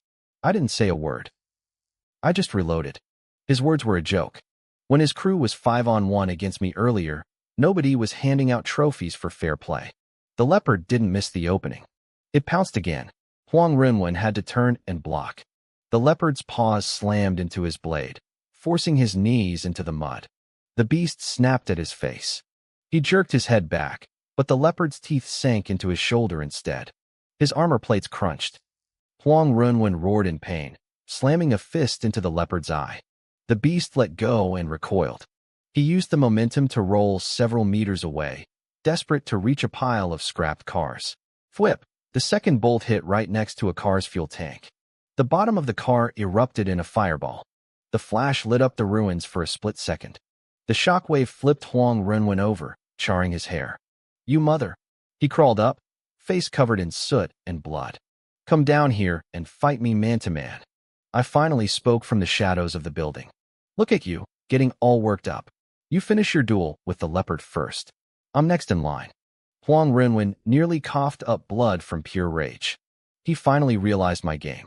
I wasn't in a rush to kill him. I was controlling the field. I had the high ground with the bow. The leopard had the ground, and he was trapped in the middle. The leopard pressed in again. Huang Renwen knew he couldn't run anymore. He burned his remaining blood chi.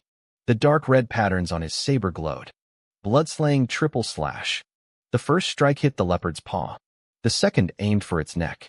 The third was a backhand swing aimed directly at me on the ruins. A wave of red energy sliced through the air. I kicked off a concrete block and dropped down half a floor. The energy beam whistled over my head, shearing through the concrete beam I had just been standing on. I landed on the floor below, my crossbow still steady. Still have time to worry about me? The leopard was already on him. It lunged at his back and whipped its long tail like a steel chain. Huang Renwen was sent flying, crashing through a stone pillar wrapped in vines. He fell to his knees, propping himself up with his sword. Blood leaked from his mouth. The storage ring slipped out of his robe and hit the dirt. He reacted instantly, reaching for it. My eyes narrowed. Still trying to grab it? That's mine. Huang Renwen looked up, his teeth stained red. You want it? He grabbed the ring and wound up his arm toward the leopard.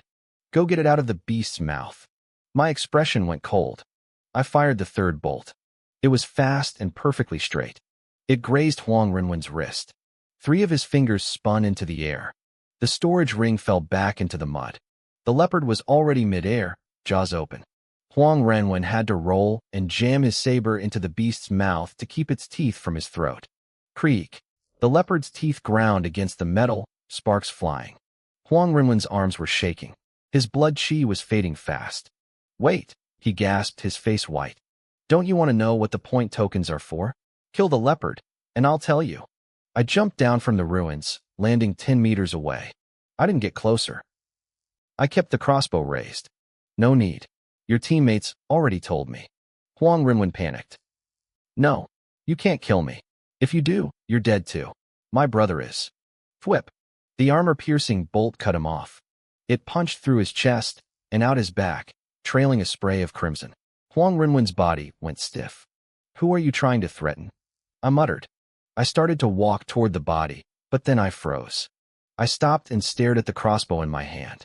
Asterisk ding. Blood chi limit increased by 2. Asterisk. Wait, ranged attacks count too? The system notification had been there the whole time, but I had been too busy chasing him to notice. A thought exploded in my brain. If a crossbow worked, what about a gun? In this high martial arts era, guns were considered obsolete. They worked on rank 1 beasts, but rank 2 and above had skin and bone too tough for standard bullets. High-powered weapons were too heavy and too loud. Most warriors used cold weapons made from beast materials because they could carry blood chi. But I was different. I didn't necessarily need the gun to kill the target. I just needed it to count as an attack for the system. The possibilities were insane. If I got my hands on a Gatling gun, hundreds of rounds per second, why would I even bother practicing martial arts? The shadow leopard let out a low growl. It tossed Huang Renwen's lifeless body aside, its eyes locked onto me.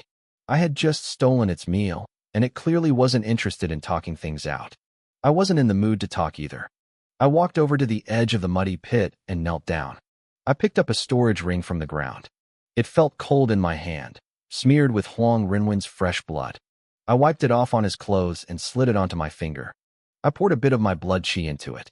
The space inside wasn't huge, maybe 3 cubic meters, but it was packed.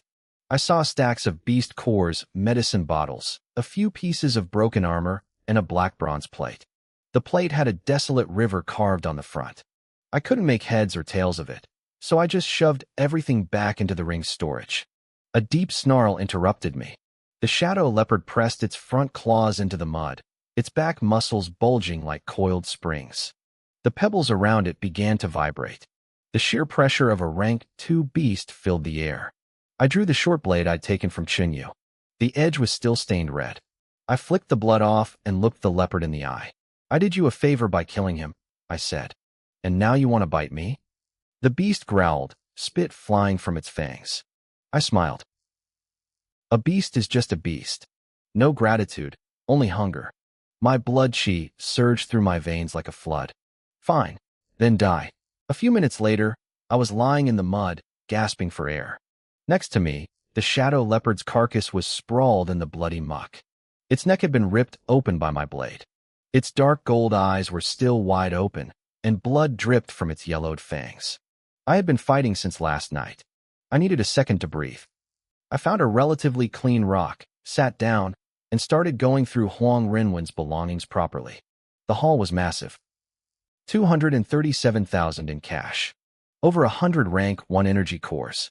3 rank 2 cores. 2 bottles of rank 2 blood chi pills. 1 bottle of rank 2 blood refining pills. Then, there were the techniques. A few yellow-grade martial arts, and one that caught my eye. A mysterious grade movement technique called Thunder Step. In this world, yellow grade techniques were for martial artists and great martial artists. Mysterious grade was usually reserved for martial grandmasters or even kings. Thunder Step allowed the user to channel blood chi to trigger lightning elements in the air, boosting speed to the point of leaving afterimages. I was confused. Huang Renwen was only a great martial artist. How did he get his hands on a mysterious grade technique?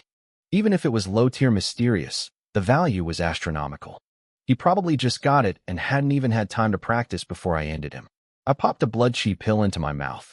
It felt warm as it dissolved, the medicinal power spreading through my body. My torn muscles began to itch, a sign they were healing. The claw wounds on my shoulders stopped bleeding. Next, I checked the point wristbands I'd taken from the Black Cliff Squad. Shin Yu had 76 points. The crossbowman had 93. The spearman had 121, and the bald guy had 158. Huang Renwen was the richest with 347 points. Altogether, they had nearly 800 points. Combined with my own, I was sitting on over 900. If any of the top students from the 5 major universities saw this number, they'd lose their minds. The problem was that points weren't cash. To transfer them, the owner had to confirm the transaction. Dead men don't click confirm. These wristbands were basically locked wallets. To get the money out, I'd have to find a black market to wash them, but I wasn't strong enough to deal with those types of people yet. It wasn't worth the risk. I tossed the wristbands into my storage ring and opened the Point Mall on my own device. The resource tab was full of pills, armor, and weapons. I scrolled past the melee section. A rank 1 alloy saber for 30 points. A rank 1 armor-piercing spear for 45. A heavy axe for 50. In this era, cold weapons were king. They were cheap, durable, and could conduct blood chi. A high-level warrior could kill a rank 5 beast with a rank 1 blade if their chi was strong enough. The weapon was just a vessel. Then, I clicked on the firearms section. I was disappointed to find no Gatling guns. But I did find an Uzi submachine gun powered by energy cores. Price, 100 points. Guns were in an awkward spot in the high martial era. Their power was capped by the quality of the energy core and the durability of the barrel. An Uzi could hurt a rank 1 beast, but against a rank 2 or higher, the bullets were basically just a massage. Even worse, the noise would attract every beast in the area. Most warriors hated guns. But I wasn't most warriors. I didn't care about the damage. I cared about the fire rate. Every hit was a stat boost. I clicked buy immediately. A red prompt popped up. Astra's current coordinates are in the wilderness. Delivery unavailable. Please select the Yang City Gate supply point. Asterisk. I froze. Seriously? No free shipping to the wasteland? I made my way back to the east gate of Yang City. The black armored guards saw me coming and looked stunned. One young guard leaning against the wall let out a dry laugh. Rough night, kid, he asked.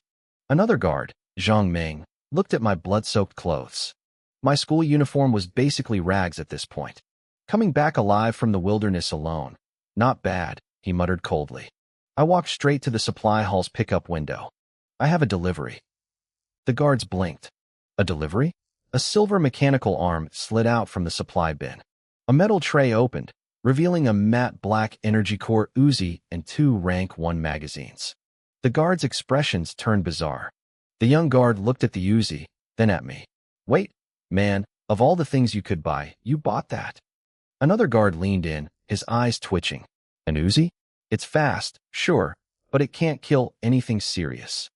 And it eats energy cores like candy. You want to stay alive? Buy an alloy blade. Zhang Ming frowned. Kid, let me give you some advice. That gun is useless against high-level beasts. If you're scared of getting close, buy a crossbow. At least it's quiet. A few other warriors who had just returned from the wild started whispering and laughing. Probably got scared out there and bought a gun to feel safe. Typical student. They think firepower equals security. I didn't bother explaining. I picked up the Uzi, checking the core slot and the chi-conducting engravings. The young guard couldn't help himself. He pulled up the mall on his own wristband to check the price. His eyes nearly popped out of his head. Holy crap, this thing costs 100 points. The other guards froze. 100 points? For a veteran, that wasn't an impossible sum. But for a high schooler on his first trip outside the walls, that was insane. A standard rank 1 beast was only worth 1 point. A strong one might be 3. That meant I had killed roughly 100 beasts in a single night. The young guard looked at my blood-stained face, his throat dry. How many did you kill last night? Zhang Ming let out a cold huff. He had thought I ran back because I was scared. Now he realized I only came back because I had enough points to go shopping. I didn't say a word. I just tucked the gun under my arm and walked away, leaving the veterans staring at my back in silence. I earned 100 points in a single night. Were all martial arts students these days this monstrous? I slung the Uzi over my shoulder and turned back toward the city gates. The young guard called out to me instinctively. Hey, aren't you going to rest? I didn't even look back. I just waved my hand. No need. The guard started to follow me, but Zhang Ming blocked his path. He glared at the younger man and spoke in a cold, dismissive tone. Just do your job. Kids like him love their toys. They have this fantasy about guns being the ultimate monster killers. Once he tastes some real trouble, he'll realize how useless firearms are in this era. I heard every word. Rest? Why would I rest when I finally had the gun in my hands? The meta solution to my problems was hanging right at my hip. My skin was practically crawling with excitement. I couldn't sleep even if I wanted to. I only wanted to know one thing. Did gun attacks count toward my system's blood vitality rewards? If they did, the beasts in the wilderness were about to have a very, very bad day. I made my way to the ruins of an abandoned supermarket. Outside, the carcass of a hunting dog had been torn in half, and about a dozen iron-armored rats were swarming over it. They were nearly a meter long, their backs covered in gray-black bone plating that looked like rusted iron. A standard blade would barely leave a white scratch on them. Among rank 1 beasts, they were the ultimate nuisance. Not hard to kill, just exhausting to deal with. I crouched behind a crumbling concrete wall for a few seconds. I reached into my storage space and pulled out the Golden River Uzi.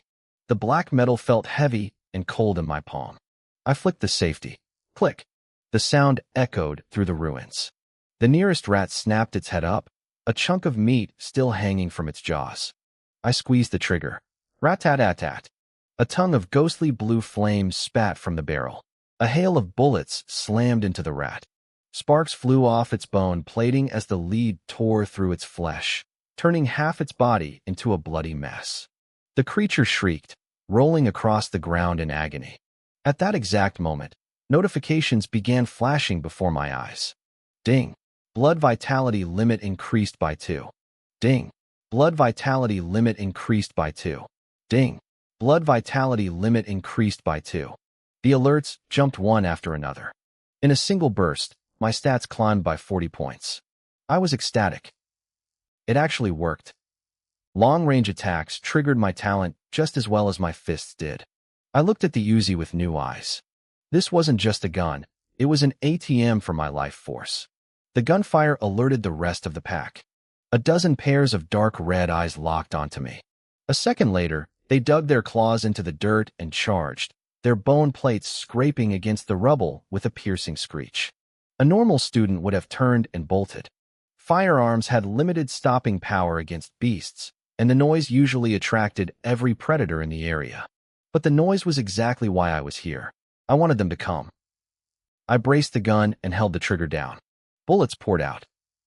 The lead rats jerked and stumbled as the rounds shattered their plating and peeled back their scalps. Blood blinded them, but they kept coming. I didn't mind. If they didn't die instantly, that was even better. Every bullet that hit was another deposit into my system. Sandpapering their health down was still an attack. Blood vitality limit increased by 2. The notifications blurred into a solid wall of text. I felt the blood vitality surging inside me. My blood turned hot. My muscles felt like they were vibrating. Yesterday, I had to earn every point by smashing my knuckles until they bled and my arms went numb. Now, I just had to twitch a finger. I can't believe I was living like a caveman yesterday, I muttered. If I'd known I could farm like this, I never would have bothered with hand-to-hand combat. One rat lunged at my leg. I tilted the barrel down and sprayed a burst directly into its face. Its head snapped back, half its jaw blown away. It tried to pounce again, but I slammed my foot down. Its skull crunched into the cracked concrete, ending it instantly. The remaining rats finally sensed something was wrong. This human wasn't being overwhelmed. Instead, he was getting stronger. The aura of blood vitality radiating off me was climbing at an illogical, terrifying speed. A few rats started to back away. I wasn't about to let my points escape. Where do you think you're going? The party's just starting. I swept the gun across the ruins. Blue flames licked the darkness as bullets tore through metal shelves and shattered glass. The screams of the rats drowned out the gunfire. A few minutes later, the supermarket went silent. A dozen rats lay dead. I shook the gun slightly to cool the barrel. In that one encounter, my blood vitality limit had jumped by over 5,000 points. 5,000. If I had used my fists, it would have taken all night and left me covered in bruises. With the Uzi, my efficiency had more than doubled. I dug out the energy cores from the carcasses and tossed them into my storage. They were small, but to me, every core was just more ammo and more power. As I finished, a low growl echoed from the distance. I looked up. At the end of the ruined street, several pairs of glowing green eyes emerged from the shadows. To my left, I heard claws scratching against the walls of a collapsed shop. To my right, a tusked boar covered in jagged spines poked its head out, snorting steam. The noise had worked. About 50 beasts had surrounded me. Iron-clawed dogs, spined boars, saber-toothed wolves, black-scaled lizards. They were all rank 1, though a few felt like they were on the verge of breaking into rank 2. They smelled the blood and saw me standing in the middle of the graveyard. Their eyes were full of hunger. I cracked my neck and let out a grin. Fine, come at me all at once. Today, I'm becoming a martial master. They say when a human reaches the martial master rank, they unlock a survival skill called blood burn, which doubles their combat power for a short time. Beasts don't have anything like that. The monsters lunged in waves. They fell just as fast. Blood stained the asphalt a dark, muddy red. Every time the noise or the scent of death drew in a new pack, I greeted them with a hail of lead. When the barrel got too hot, I switched to my blade, harvested the cores, and used them to fuel the next round. To anyone else, these rank 1 beasts were a nightmare. To me, they were just walking health packs. It wasn't without a cost. A wolf tore a gash into my left shoulder. A lizard's tail whipped my back, bruising the flesh and tearing my shirt. A boar's spine grazed my right arm, leaving 3 bloody streaks. But the pain didn't matter. As my blood vitality climbed, my body began to heal at an accelerated rate. A fire exploded in my chest. My bones popped and cracked loudly. My muscles were being torn apart by the sheer pressure of my rising power, and then instantly rebuilt by the flood of energy. My density was increasing. My strength was skyrocketing. I stepped onto the roof of a rusted bus, and the metal buckled and collapsed under my weight like it was made of paper. I checked my wristband. Blood vitality, 10,000. I was a martial master. For a normal warrior, this step could take years, even decades. It had taken me half a day. I looked at the Uzi in my hand. Beautiful, I whispered. I checked my system panel. My talent, Everlasting Life, was at 2 stars. The progress bar showed 5,000 out of 10,000. Each attack now gave me a permanent +2 to my blood vitality limit. I wondered how insane the effect would be once I hit 3 stars. I made my decision. I wasn't going back yet. I was going to grind my talent to 3 stars tonight. Just then, the ruins erupted with a fresh chorus of hungry roars. I smiled and reloaded. I grinned. It was a good start. I'd use these monsters to kick things off. Early the next morning, inside a half-collapsed convenience store, 3 wasteland hunters were hunkered down in a corner. The captain, a middle-aged man with a face full of stubble, dumped the contents of his backpack onto the floor. He counted the energy cores twice, his face growing darker by the second. 7, he muttered. The tall, skinny guy next to him froze. What? The captain picked up a core from an iron-backed rat, his voice heavy. I said we worked all day and only got 7. The skinny guy went silent. Usually, by this time, they'd have at least 20 or 30 rank 1 cores. If they were lucky, maybe 40. But today, the wasteland was empty, as if someone had swept through it with a giant broom. Forget high-level beasts. Even the rats in the sewers were missing. A younger hunter swallowed hard. Captain, do you think something came out from the inner zone? Maybe it scared everything away. The captain didn't answer immediately. He looked toward the horizon. It wasn't unheard of for high-level beasts to enter the outer perimeter, but when they did, it usually meant a beast tide was coming. The skinny guy's face twitched. Captain, maybe we should change sectors. The captain stuffed the 7 cores back into his bag and stood up. We're leaving. This place feels wrong. A few streets away, I was lying on the ground, staring at my stats. My blood vitality had reached 58,000. My talent, Everlasting Life, had long since hit 3 stars. At 9,500 out of 10,000 progress, its effect was terrifying. Every attack on an enemy permanently increased my blood vitality limit by 4 points. I smacked my lips. This was the ultimate exploit. With this, I could kill even the most legendary beasts in the wasteland. The outer perimeter of the Yangqing base's eastern gate was practically extinct because of me. This was the 3rd day. Tomorrow was the final exam at Yangqing High School. I had planned to grind one last wave to stabilize my power before heading back to rest, but now, there were no monsters left. I went too hard, I muttered. Other people came to the wasteland to survive. I had nearly wiped the map clean.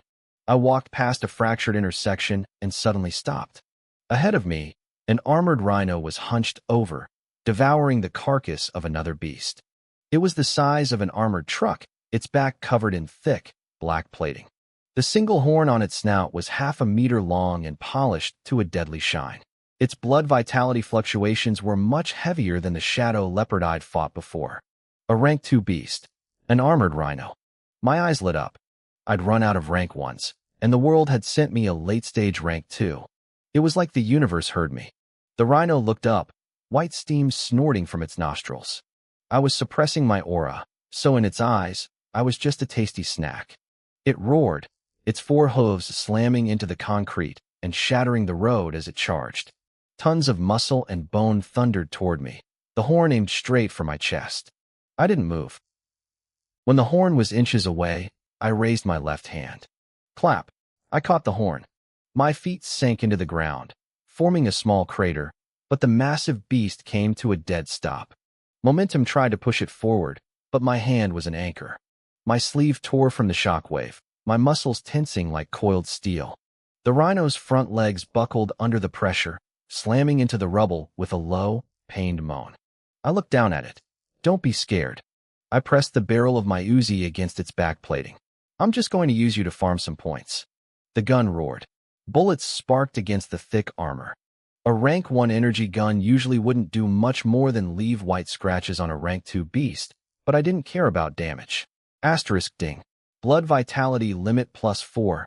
Asterisk ding. Blood vitality limit +4. Asterisk ding. Blood vitality limit +4. Asterisk. The notifications started dancing. The rhino tried to stand, but I stepped on its front leg. A loud crack echoed as the ground split further. It tried to swing its head, but I pressed down on its horn, slamming its face into the concrete. Good armor, I whispered, continuing the burst. Very durable. The rhino's back was going numb. It wasn't the pain that terrified it. It was the sensation of its life force being slowly drained away. It scrambled up in a panic and bolted. I followed right behind it, spraying its back as I walked. When it tried to turn left, I put a burst into its left leg, sending blood spraying. Not that way. It tried to veer right. I kicked a chunk of concrete, sending it flying like a cannonball into the side of its head. The rhino shrieked and stumbled deeper into the ruins. A rank 2 beast, the equivalent of a late-stage martial master, was being herded like a sacrificial lamb.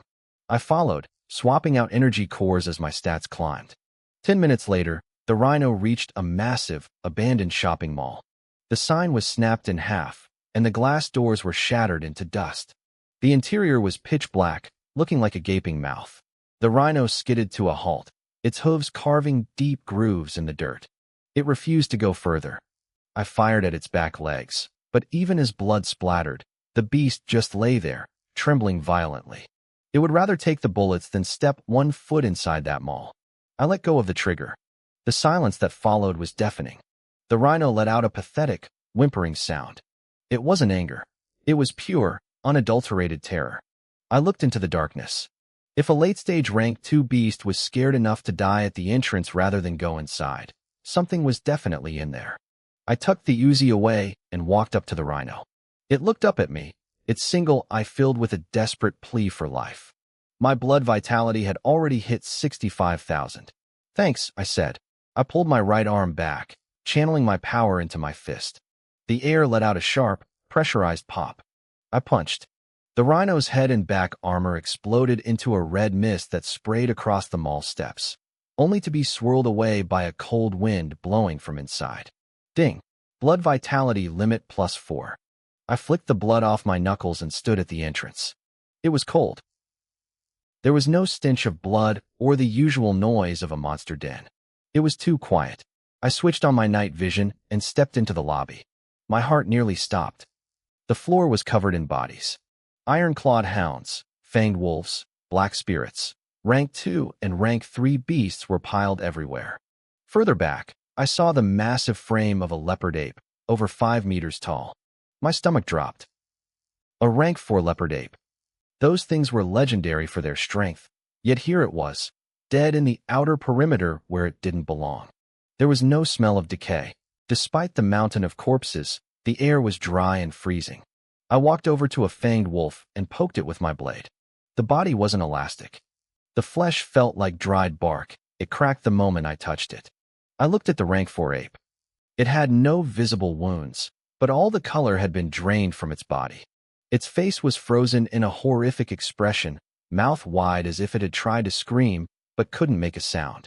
I tapped its forearm with the back of my knife. Snap! The thick, powerful arm shattered into gray-white powder. A rank 4 beast should have at least 100,000 blood vitality. They are stronger than most human martial kings. And yet, this thing had been sucked dry until it was nothing but dust. I turned around immediately. I wasn't an idiot. If a rank 4 beast ended up like this, I had no business being here. I was just a martial master. But as I took a step back, a heavy thud echoed from deep within the mall. It sounded like a heartbeat. Thump! My own blood surged violently inside my veins. It felt like something in the air was trying to pull the life right out of me. My face went pale. I forced my blood vitality down, suppressing the surge. A second later, something moved in the depths of the darkness. The floor cracked open. The wallpaper peeled and bulged. From the gaps in the steel reinforcements of the ceiling, dark red tentacles of flesh squeezed out. They were covered in tiny, pulsing veins, slithering like living snakes from the back of the mall. Their speed was terrifying. I backpedaled, but the tentacles were faster. The walls on both sides of the entrance exploded. Countless fleshy limbs intertwined, forming a dark red web that sealed my only exit. A hoarse voice echoed from the shadows. Humans, all must die. The meat web writhed against the walls. Those pulsing veins began to suck the dried blood from the floor, left over from the armored corpse I'd found earlier. The red stains vanished instantly, leaving behind nothing but that eerie white powder. I reached for the hilt of my blade. Humans, all must die, the voice screeched again. 3 thick tentacles lunged from the darkness. They aimed for my face, chest, and abdomen. I shifted my weight, stepping half a pace to the side. The limbs whistled past my shoulder and slammed into a concrete support pillar behind me. The pillar shattered instantly, the steel rebar inside twisting like a pretzel. My gaze darkened. The strength of these tentacles was close to a late-stage rank 3 beast, and they were faster than any normal rank 3 I'd ever seen. But their physical power wasn't the real problem. It was that bizarre blood-sucking ability. I didn't rush in. My night vision became a massive advantage here. While anyone else would only see shifting shadows, I could clearly see the tiny veins on the surface of the tentacles. They all led back into the depths of the maw like a living circuit. The hoarse voice let out a raspy laugh. Fresh blood. The ceiling above me split open. A thin tentacle dropped down, bypassing my blind spot and wrapping tightly around my left arm. Spikes dug into my skin. I braced my arm to snap it, but a chunk of my blood vitality was violently ripped away. It wasn't just bleeding, it was being drained. It felt like a hand had reached into my veins and was pulling my strength out of me. I frowned. So, this thing had a blood-stealing cheat. The tentacle turned a bloated, bright red. A wet, chewing sound came from the darkness. Delicious. The mountain of mummified corpses began to shift. Thousands of tiny filaments crawled out from under the bodies, swarming toward me like a carpet of insects. Individually, they were weak, but there were too many. If they swarmed me, I'd be sucked dry in seconds. No wonder that rank 4 ape died here. It wasn't outmatched in a fight. It was simply exhausted until it withered. I gripped my knife with my right hand and poured my vitality into the blade. I swung in a wide arc, severing the tentacle on my arm and carving through the swarm in front of me. The severed meat fell to the floor, still twitching frantically. I didn't stop. I flipped my left hand, and my submachine gun, the Jingha squid, appeared in my palm. I aimed low and held the trigger. The blue muzzle flash lit up the hall. The severed tentacles on the ground were shredded into a pulp by the stream of bullets. Asterisk ding. Maximum blood vitality plus 4. Asterisk asterisk ding. Maximum blood vitality plus 4. Asterisk asterisk ding. Maximum blood vitality plus 4. Asterisk. I didn't even have time to do the math before the meat pulp on the floor started squirming again. A dark red glow radiated from the mash as the shredded flesh fused back together. New filaments sprouted from the wounds and lashed onto my ankles. The spikes bit in. A stronger suction force hit me. This time, it wasn't just my arm.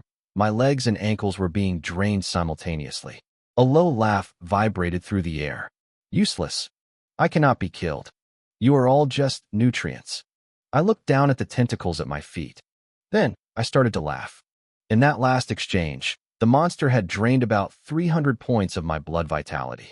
But in the time it took to fire a few bursts, my system had increased my maximum limit by over 500. Every time my limit went up, the system filled that new capacity with fresh vitality, instantly replacing what I lost and giving me a surplus. The monster was sucking my blood, but my system was generating it faster. As long as I wasn't crushed instantly, I could farm this thing forever. I looked into the dark. You said you can't be killed? I slammed a fresh rank 2 magazine into the gun. The barrel glowed with a faint blue light. That's great, I said. I love a target that heals. The voice in the dark faltered. Suddenly, dozens of fleshy whips lashed out from the walls, floor, and ceiling all at once. I didn't retreat. I charged. My blade cleared a path through the front. I let a tentacle lash across my shoulder and ignored the pain as the spikes dug in. I lunged into the thickest part of the swarm. I pressed the barrel of my gun directly against a mass of writhing flesh. One person with a cheat code is enough for this world. Who do you think you are trying to compete with me? I opened fire. The gun roared, shredding everything in its path. The tentacles broke and regenerated, only to be shredded again. Asterisk ding. Maximum blood vitality plus 4. Ding. Maximum blood vitality plus 4. Asterisk. The notifications rained down like a storm. My vitality was being drained and replenished simultaneously, but the replenishment was winning. My skin cracked from the pressure and then tightened. My bones grew hot, and my muscles felt heavy with power. The voice wasn't laughing anymore. No, why aren't you dead? I swapped magazines and kept the lead flying. Maybe you're just a slow eater. The entire mall shook.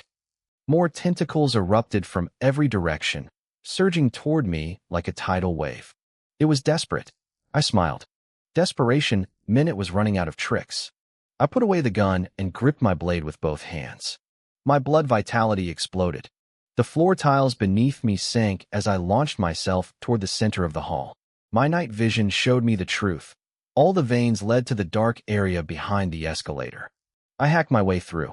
A tentacle wrapped around my waist. I sliced it off. Another aimed for my neck. I tilted my head and let it hit my shoulder instead. I just kept moving. My blood vitality stats were skyrocketing. The aura of a late-stage martial grandmaster began to roll through the hall. The more the monster sucked, the faster I grew. It was an infinite loop of power. The monster finally realized something was wrong. It wasn't feeding, it was fueling me. The hoarse voice turned into a panicked shriek. The tentacles began to retract, pulling back into the shadows. I plunged my knife into one of the retreating limbs and stepped on it, pinning it to the floor. Going somewhere. I pressed my gun against the meat. Did I say you could leave? I emptied the magazine. The tentacle thrashed and regenerated, but I didn't let go. My power continued to climb. My aura became so heavy that the dust in the hall began to swirl outward. The tentacles that were once terrifying now looked like withered worms, shrinking away from me in fear. Finally, the source was revealed. In the deepest part of the mall sat a massive ball of flesh, 3 meters high and covered in pulsing veins. In the center was a vertical slit, a mouth with no teeth. Inside that mouth sat a dark red core the size of a fist, beating like a heart. Thump, thump. Every time it beat, the surrounding tentacles twitched. My eyes locked onto that core. I had found it. It didn't feel like a monster's flesh. It felt like a living organ, cold, sticky, and pulsing with a repulsive energy. I narrowed my eyes. This thing didn't belong in the Yangqing wilderness. The meatball seemed to sense my gaze. A vertical slit opened and closed like a mouth, vibrating with a hoarse voice.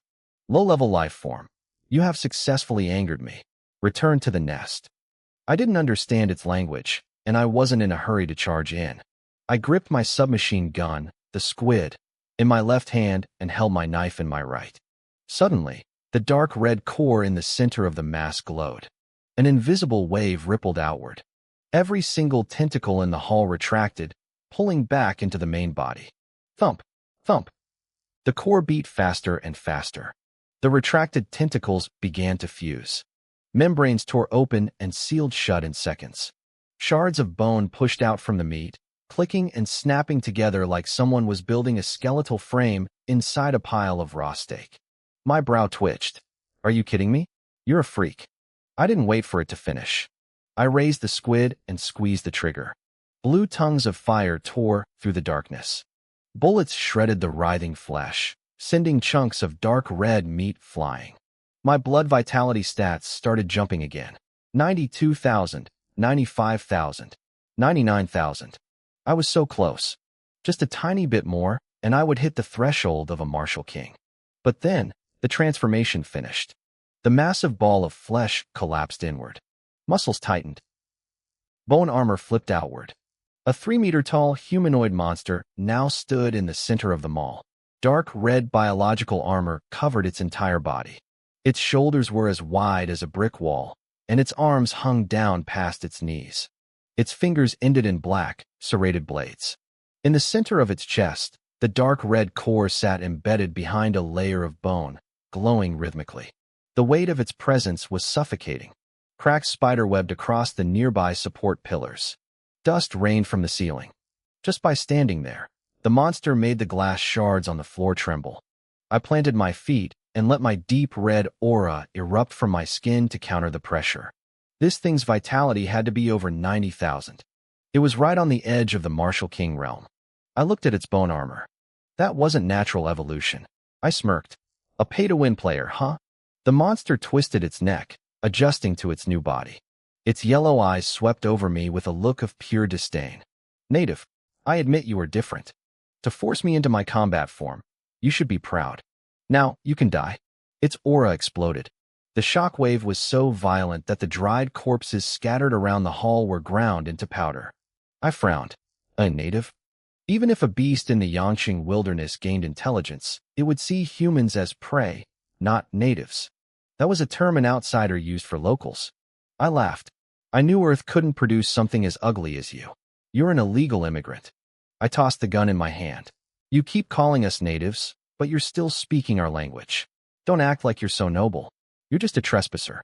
What are you acting so tough for? The air turned cold. I pulled the trigger. A line of blue sparks streaked toward the monster's eyes and its chest core. But an inch before impact, a dark red shield of energy shimmered into existence. Clang, clang, clang. The bullets hit the shield, slowed down, and were deflected, clattering uselessly to the floor. The monster took a step forward, the floor sinking under its weight. Do you think I haven't seen through you? It raised a hand over its core. The red shield flowed over its body like a living membrane. Your growth requires your attacks to land. If your bullets can't touch me, your ability is meaningless. My finger paused on the trigger. I chuckled. So you actually have a brain inside that meat. Low-level life forms always rely on miracles that don't belong to them, the monster said, its voice icy. When the miracle fails, what do you have left? You don't know anything about my cheats, I spat back. The monster didn't waste any more words. The bone armor on its right arm cracked open. A pale white blade, dripping with red filaments, slid out from its elbow. The moment it appeared, the air seemed to scream. Then, the monster vanished. My pupils shrank. Fast. I dove to the side by pure instinct, raising my gun to block. Crack. The bone blade slammed into the squid. The reinforced metal shattered instantly. The gun exploded in my hands, blue fragments scattering everywhere. My wrist went numb, and I was sent skidding back, my boots carving deep grooves into the floor tiles. I looked down at my ruined weapon. My expression went cold. You bastard. You just broke my best gear. The monster blurred again. I threw a punch. It hit nothing but air. The bone blade grazed my shoulder, and a spray of blood followed.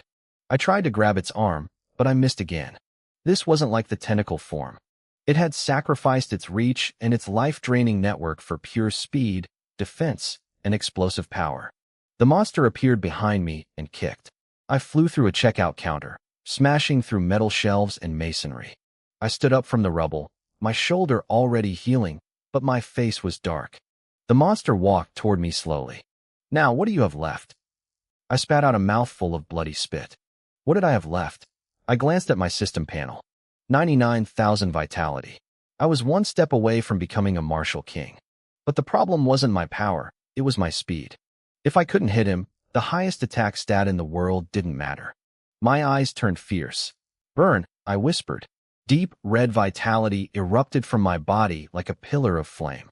My skin turned scorching hot, and my veins bulged. The air pressure became so intense that the surrounding rubble was crushed into dust. My strength, speed, and reactions, everything doubled. The monster paused. For the first time, its yellow eyes showed a hint of emotion. Then it sneered. You humans are truly foolish. Pushed to the brink, you burn your life for a moment of power.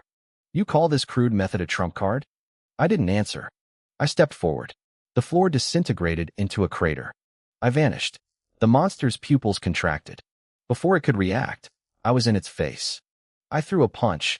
No tricks, just raw, unadulterated violence. It slammed into the bone armor on its chest. Boom. The dark red shield caved in instantly. The bone armor let out a high-pitched, agonizing crack. My fist sent the 3-meter-tall monster flying backward like a cannonball. He smashed through 2 thick support pillars before crashing deep into the mall's back wall. Huge chunks of concrete rained down, burying half of his massive body in rubble. I stood my ground. Deep red vitality rolled off my skin like steam, making me look like a beast that had just crawled out of a pool of blood. The monster clawed his way out of the ruins. He wiped dark red blood from the corner of his mouth, but he didn't look panicked. Instead, a sneer curled his lip. Not bad, he hissed. Right now, you're definitely stronger than me. But so what? The core in his chest throbbed, and the dark red light stabilized. The core in his chest throbbed, and the dark red light stabilized. Burning your vitality comes at a price. I just have to outlast you. I won't even have to lift a finger. You'll kill yourself. I glanced down at my system panel. My vitality was burning fast, draining 0.5% of my maximum limit every second. That translated to a loss of 495 points per second. I watched the crimson numbers tick down steadily. I realized this wasn't just a temporary drain. It was causing internal damage. Normally, if you have 10,000 max vitality and burn it down to 6,000, your body treats that gap as a permanent injury. You can't recover back to full strength without expensive medicine. But I had an edge. Every time I landed a hit, my maximum vitality increased. As long as I kept fighting, I could stay in the game longer. I cracked my neck, the joints popping loudly. "Then you better hold on tight," I muttered. "Otherwise, this blood I'm burning won't be worth the price." I moved. The floor tiles under my feet exploded as I lunged. I appeared in front of him instantly and threw a punch. Bang! His dark red shield dented inward. His heavy body slid across the floor, leaving 2 deep grooves in the tile. I didn't give him a chance to breathe. My fist slammed into his bone armor with the sound of a sledgehammer hitting a steel plate. One by one, the load-bearing walls of the first floor began to crack under the pressure. The monster was forced back, his shoulder guards collapsing and his chest shield flickering. He didn't panic, though. He crossed his arms, death gripping the dark red core in his chest to protect it. "Foolish human," his raspy voice echoed from behind his arms. "You're burning your life away." I slammed a fist down. His knees buckled, but he forced himself to stand. "Your power has grown, but your body is breaking. Every punch you throw helps me kill you." I didn't answer. I caught a glimpse of my panel, 99,316 vitality. The damage from the burn was deepening. My muscles were tearing, and my bones felt like they were glowing white-hot. I was losing over 400 points a second just to keep my speed and strength doubled. A normal martial artist would have been a corpse after 30 seconds of this. I grinned. Too bad for him. I was never a normal martial artist. Boom! I drove my knee into his gut, shattering a section of his abdominal armor. Ding! Max vitality +4. The notifications kept ringing in my head. My fists moved faster and faster. The monster was being suppressed, but he suddenly laughed. "I admit, your combat power is above mine, but I only need to stall until you rot from the inside out." He stopped fighting back entirely. He funneled all his dark red vitality into his arms and chest, layering his bone armor like a heavy vault door. He was using the clumsiest, most stable method possible to ruin my rhythm. My eyes darkened. This thing wasn't stupid. He was much harder to deal with than the mindless beasts in the wilderness. My vitality hit 99,680. I was less than 400 points away from the next level, but the internal damage was reaching my organs. My breath tasted like iron. The monster heard my ragged breathing. His laughter grew heavier. "I smell it. The scent of your life drying up. You humans are so fragile, yet you always think you can defy the heavens." I punched his arm, cracking the armor. He didn't budge. "You're just livestock that learned to run a bit faster." I looked up, blood staining my chin, but my fists never stopped. I stepped forward, throwing a right hook straight at his face. He didn't block it. He had been waiting for this exact moment. As I planted my left leg, my knee gave a tiny, almost imperceptible tremor. It was a split second of weakness that no ordinary fighter could catch. But he caught it. "Now," he roared. He threw his arms open, taking my punch full force. My fist collapsed his shoulder guard, but a second bone blade suddenly snapped out from his arm. It was thinner and faster than the first, coming at an angle I couldn't block. It lunged straight for my heart. I twisted my body violently. Squelch! The blade missed my heart, but tore straight through my left abdomen. Blood sprayed across his chest plate. He lifted his arm, hoisting me off the ground by the blade in my gut. My burning vitality leaked from the wound, charring the floor beneath us. The monster looked up at me, holding me aloft like a trophy. "Game over." He leaned in close. "Your foundation is destroyed. Between the burn damage and this wound, even the best medicine on Earth can't save you. You'll dry up and turn to dust, just like the corpses on the floor." My head hung low. Blood dripped from my jaw. "Look at you," he mocked. "A failed experiment. Now tell me, where is your miracle?" My shoulder twitched. He thought I was struggling to get free. Instead, I reached out with my left hand and grabbed the bone blade buried in my stomach. The edge sliced my palm open, blood flowing even faster, but I gripped it with everything I had. I lifted my head. My mouth was a mask of red, but I was smiling. The health bar isn't empty yet, and you're already playing the end credits? He didn't understand the words, but he felt the shift in the air. He tried to pull the blade out, but it wouldn't move. I lunged forward, sliding my body further onto the blade to close the distance. The bone tore deeper into my gut, but it gave me the leverage I needed. I swung my right elbow.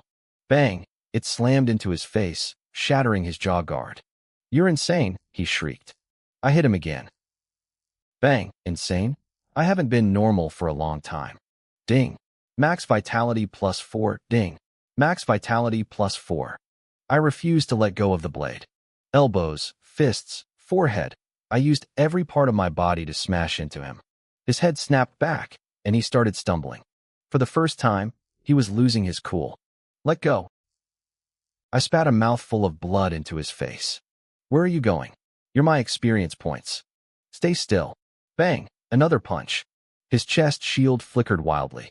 My vitality hit 99,952. Only 48 points left. My vision was starting to go black. The internal damage had reached its limit.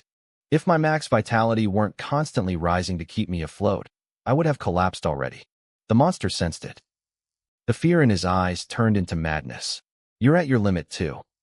The core in his chest flared with a blinding light. A ball of destructive energy began to gather in his palm. We were too close to dodge. He was going to detonate it right between us. "If you won't die quietly, then just break." I stared at the dark red glow. I didn't retreat. I couldn't. I let go of the bone blade and slowly curled my right hand into a fist. I squeezed the very last drop of vitality out of my marrow. A deep crimson aura wrapped around my knuckles. 99,992. 8 points left. Just 2 more hits. The monster unleashed the energy from his palm. At the same instant, I threw my punch. My first strike smashed directly into his chest armor. A sharp chime echoed in my mind. Ding!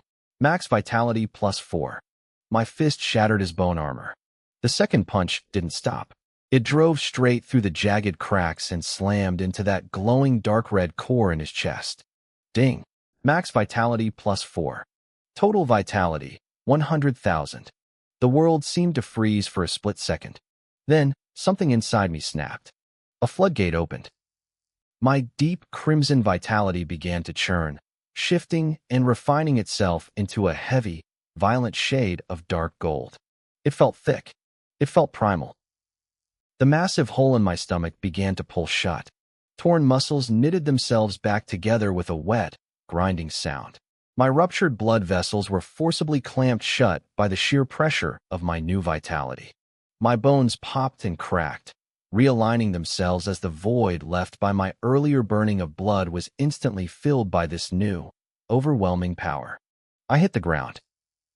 The floor beneath my feet sank half a foot from the impact. That ball of destructive energy the monster had been gathering, it didn't explode. My new Martial King-level vitality simply snuffed it out like a candle in a hurricane. The monster froze. He stared at my stomach, now smooth, healed, and without a single scar. He looked at me, trembling as my aura surged 10 times higher than before. His yellow, slit-like pupils shook with pure terror. "Impossible," he hissed. "Your wounds, they're gone? This violates the rules. How can a place like Earth produce someone like you? What are you?" I didn't answer right away.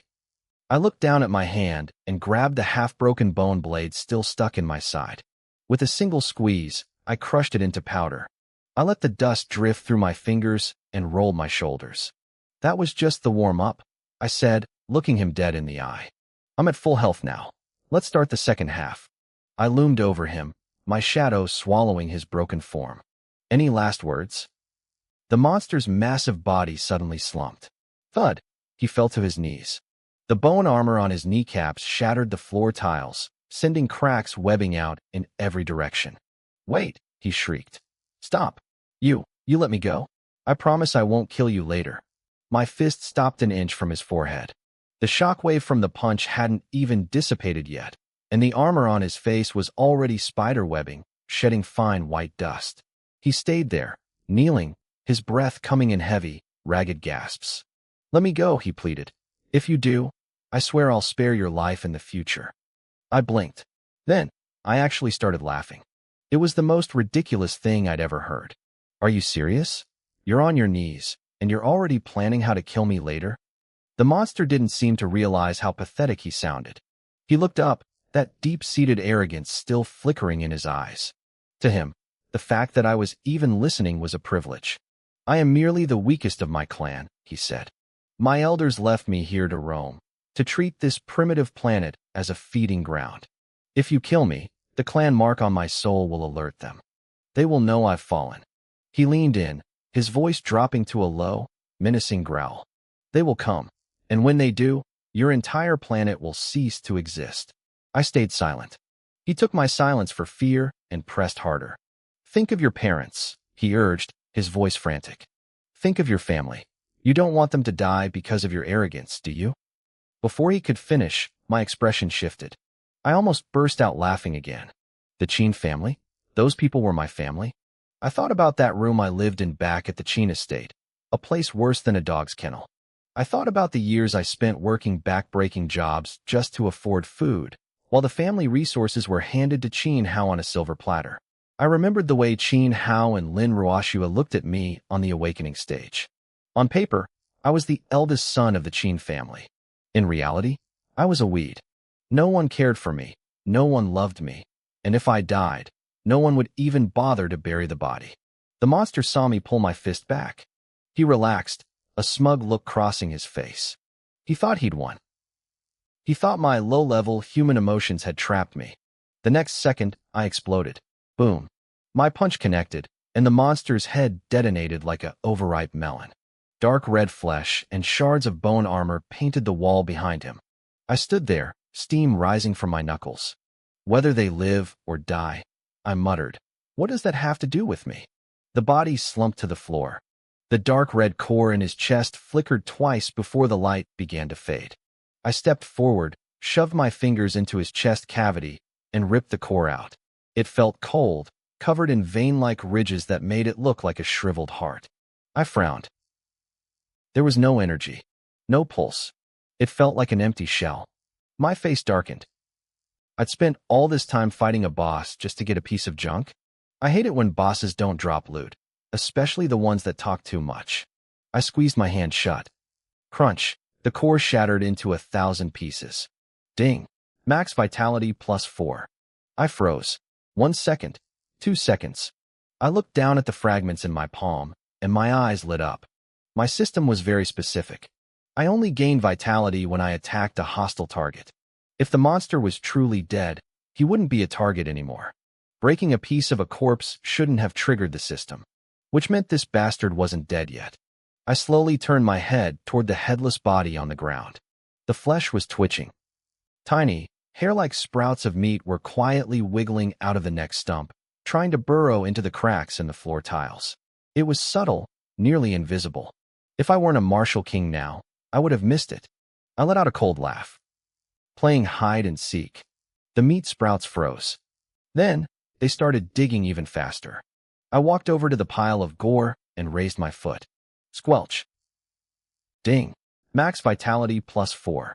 My smile widened. He really was alive. This was perfect. I brought my foot down again. Ding.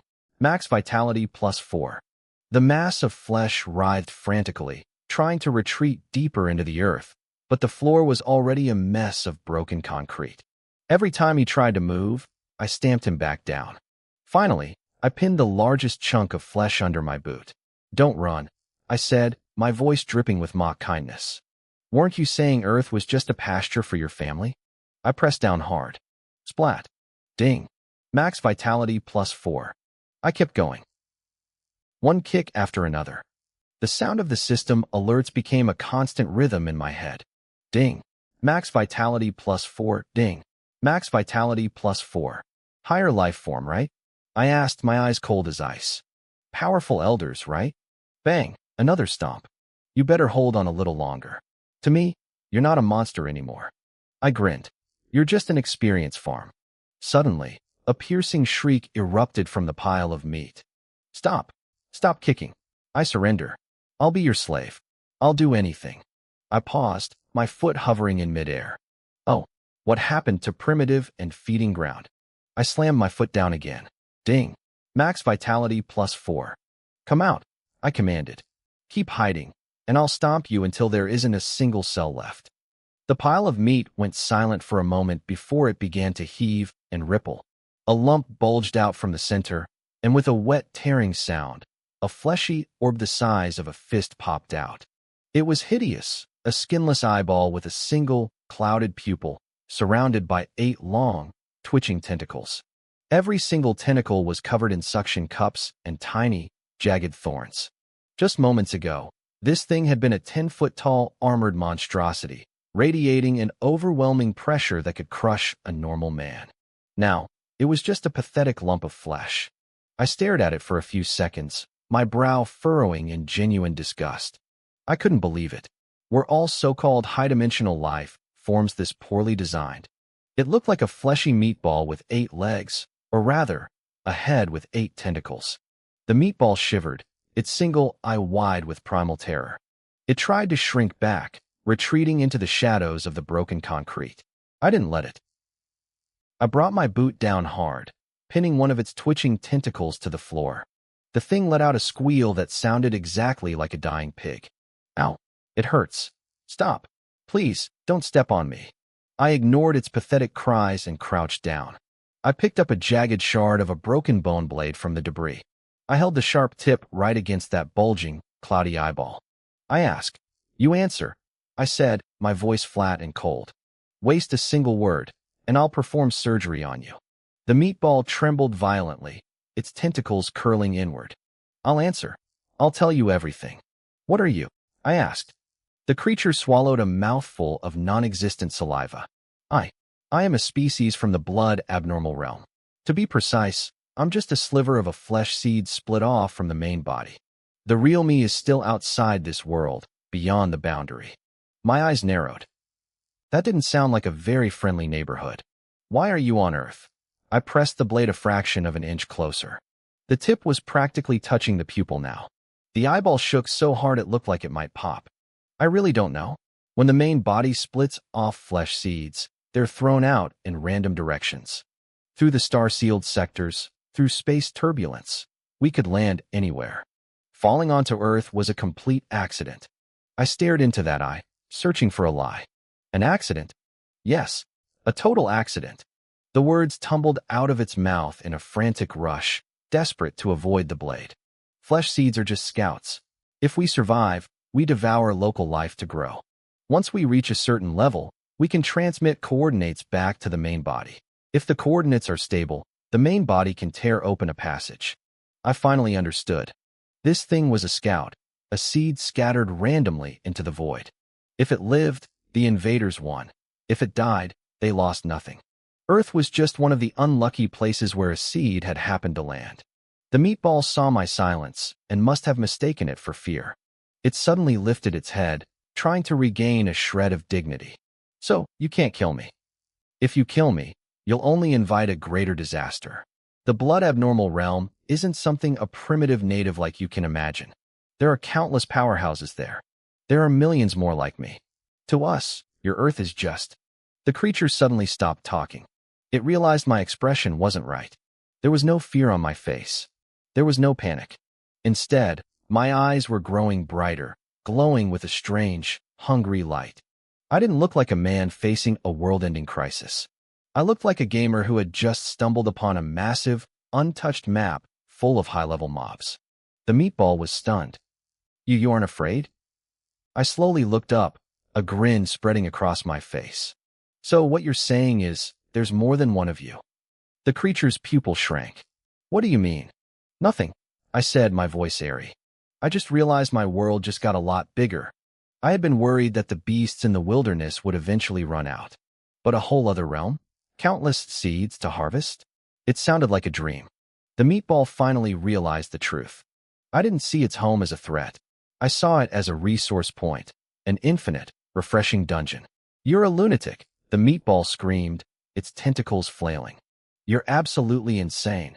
I tapped the bone blade lightly against its eye. Don't be so dramatic. I have one last question. Ask it. If I kill you, Can your main body descend immediately?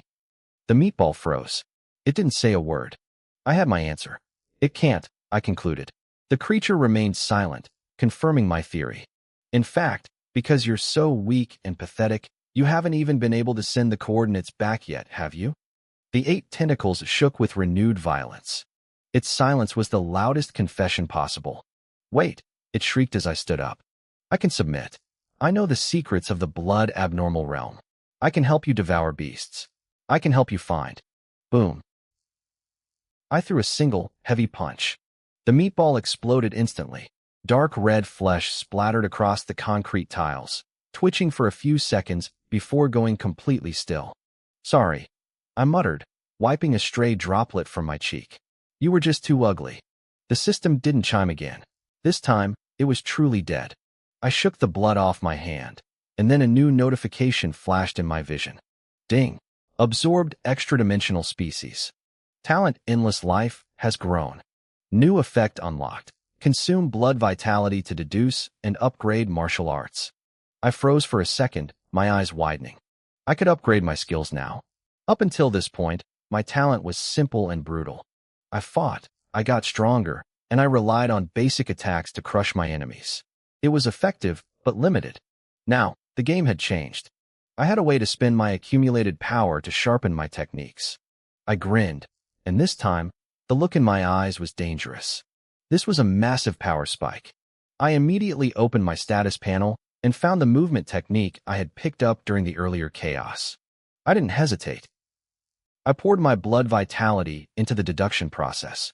The panel vibrated slightly. Thunder step, entry level attained. My heart skipped a beat. Just like that? I tried to push it further, but the option for the next level turned gray. I frowned and checked my stats. I still had over 100,000 points of blood vitality. Why couldn't I continue? I tried again, and a prompt appeared. It told me that my current blood vitality was at the threshold of the Martial King realm. I couldn't spend points that would drop my total below the baseline for my current rank. It made sense. I couldn't bankrupt my own cultivation level just to learn a flashy move. I glanced at my points tracker on my wristband. 2,230 points. It was a shame the meatball didn't count toward my score. I understood why, though. It wasn't a local species, so the system didn't recognize it. I looked out toward the horizon, in the direction of the Yangqing base city.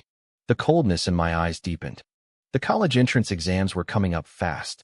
Dear brother, I whispered to the empty arena. Are you ready for your new Martial King? On the desolate plains outside the Yangqing base city, the air was thick with yellow dust. The ground trembled as a massive beast was slammed repeatedly into the dirt. It was a 4th-rank beast, a creature at the late stage of the Martial King level. It was a bloody mess, but its vitality was still terrifying. To any other martial artist, this thing was a nightmare. But right now, it couldn't even catch its breath. Huang Renwu slammed his foot onto the beast's neck, pinning it down with one hand. He grabbed its head and smashed it into the earth again and again. The beast roared, trying to flip over, but Huang Renwu simply twisted his wrist, flipping the massive creature over like a dead dog. Is this all you've got? Huang Renwu asked, his voice calm and steady. His breathing wasn't even labored. His expensive suit was impeccably clean, creating a jarring contrast with the blood and mud covering the ground. A female assistant in a sharp business skirt ran toward him, her face pale. Chairman, Huang Renwu didn't turn around. He just tilted his chin up slightly. Speak. The assistant swallowed hard. We just received news. Your brother. Huang Renwu didn't stop his movements. His fingers tightened around the beast's skull, the bone beginning to crack under his grip. After a moment, he let out a short, cold laugh. So, my foolish brother finally managed to get himself killed, he said softly, as if he were talking about a minor inconvenience. But his next words were cold enough to freeze marrow. No matter how stupid he was still a member of the Huang family. I want to know who did it. The assistant nodded quickly. We're investigating now. The beast beneath him saw an opening and tried to scramble away, its limbs thrashing in the dirt. Huang Renwu was faster. In a blur of motion, he appeared behind the creature and clamped his hand onto its spine. The sound of the skull shattering was sickeningly loud. The late-stage Martial King beast didn't even have time to scream before it went limp. Huang Renwu shook the blood from his hand, his expression utterly indifferent. The assistant hurried forward to hand him a silk handkerchief. As he wiped his hands, a military officer approached him with a respectful bow. "Chairman Huang, thanks for stepping in this time," the military officer said, his voice full of forced gratitude. "Tongqing Base is just over there. Lately, there have been rumors of several Tier 4 mutated beasts showing up. There's even talk of a Tier 5. Once we're finished here, our director would like to invite you over to help out." Huang Renwu didn't even look at him. He just raised a hand, cutting the man off mid-sentence. "I refuse." The officer froze, blinking in confusion. "Why?" Huang Renwu handed the blood-stained silk handkerchief back to his assistant. His voice was flat, devoid of any warmth. "My brother is dead." The officer opened his mouth, but no words came out. Normally, this was the part where you offered condolences. But this was Huang Renwu. He was a notorious powerhouse from the Suqing base, a man known for being as ruthless as he was skilled. If he didn't want to go to Tongqing, nobody was brave enough to force him. Huang Renwu turned to his assistant, who was still waiting for instructions. "Arrange a plane," he said coldly. "I'm going to the Yanqing base tomorrow morning." "Yes, sir," the assistant replied immediately. The officer's face paled as he realized the implications. "Chairman Huang, you're planning to?" Huang Renwu looked up, his eyes like two shards of ice. "I said my brother is dead."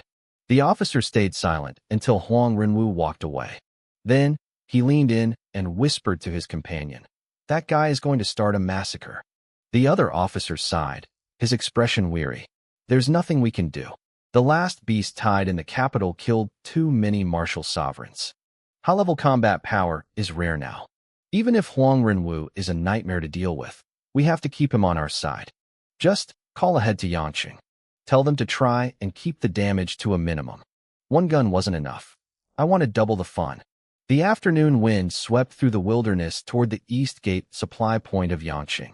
It carried the smell of dust and old blood. Zhang Meng, a guard on duty, was taking a sip of water when the warning light flickered. He stopped instantly, his hand dropping to the hilt of his combat blade. A shadow emerged from the swirling dust outside the gate. It was a young man covered in filth. My clothes were shredded, and my shoulders, waist, and legs were coated in thick, dark red scabs of dried blood. I didn't look like a normal martial artist returning from a hunt. The scent of blood clinging to me was so heavy it felt like I'd just crawled out of a mass grave. The other guards tensed up. "What is that? A humanoid beast?" one of them hissed. Inside the supply hall, resting warriors stood up, drawn to the commotion. Zhang Ming narrowed his eyes, his blade halfway out of its sheath. It wasn't until I got closer that he recognized my face. "Qin Feng," Zhang Ming gasped. He slowly let go of his sword. "Kid, is that you?" I looked up at him, my expression blank. Zhang Ming punched me lightly on the shoulder, taking in my disheveled state. "You look like you barely escaped a war zone. And that Jinha squid gun you bought yesterday morning, it's gone, isn't it?" He smirked, clearly thinking he had me figured out. He thought I'd been beaten and forced to run for my life. "So, you finally realized that thermal weapons are useless out there?" The warriors in the hall started whispering. "Isn't that the kid who bought the squid yesterday? He actually made it back alive. Tough luck about the gun, though. He probably dropped it while running from a beast." Zhang Meng sheathed his sword, his voice dripping with the smugness of a veteran. "I told you, Jinha Tech is just a gimmick. You hit a thick-skinned beast with those bullets, and it's like giving them a massage." He patted the blade at his waist. "If a martial artist wants to live, he relies on this." I didn't argue. I just walked past him toward the exchange counter. "Give me another Tier 1 Jinha squid," I said. The hall went dead silent. Zhang Ming spun around, staring at me like I'd grown a second head. "What did you say?" My voice didn't flicker. "I'm buying another squid. And give me extra magazines. Loading them is a pain." The room exploded into laughter and shouts. Is he insane? He couldn't handle one, and now he wants two? Zhang Ming's face darkened. "Qin Feng, stop joking with your life," he shouted. "It's common sense. You can't inject blood vitality into thermal weapons. A Tier 2 beast has bones harder than steel plates. One squid is just scratching the surface. You want two? What is this, a video game? You think you're some gunslinger?" I hadn't really cared about his shouting, but when he said the word gunslinger, something clicked in my head. Exactly. One gun had a great fire rate. Two guns meant double the fire rate. Double the fire rate meant double the lifesteal from my system. This wasn't just a style choice, it was a total game changer.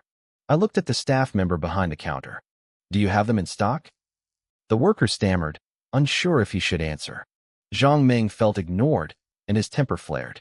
Qin Feng, are you even listening to me? I finally turned to look at him. I heard you. And Zhang Ming growled. If you think they're useless, that's your business, I said calmly. I'm the one buying them. That's mine. Zhang Ming choked on his next insult. He wanted to scream at me, but the words died in his throat. I stood there in my blood-caked rags, looking like a survivor, but my eyes were too steady. They weren't the eyes of someone who had run away. They were the eyes of someone who had spent the last 24 hours killing. A shiver ran down his spine. The laughter in the hall died down. A middle-aged warrior leaning against the wall stopped sharpening his blade. He frowned, sniffing the air. The blood on my clothes didn't smell like just one type of beast. There was the metallic scent of iron-hided boars, the foul stench of swamp predators, and a strange, sweet smell he couldn't identify. It was a cocktail of slaughter. What's all the noise about?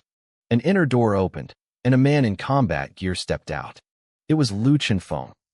The room went quiet immediately. Captain Lu, Zhang Ming said quickly.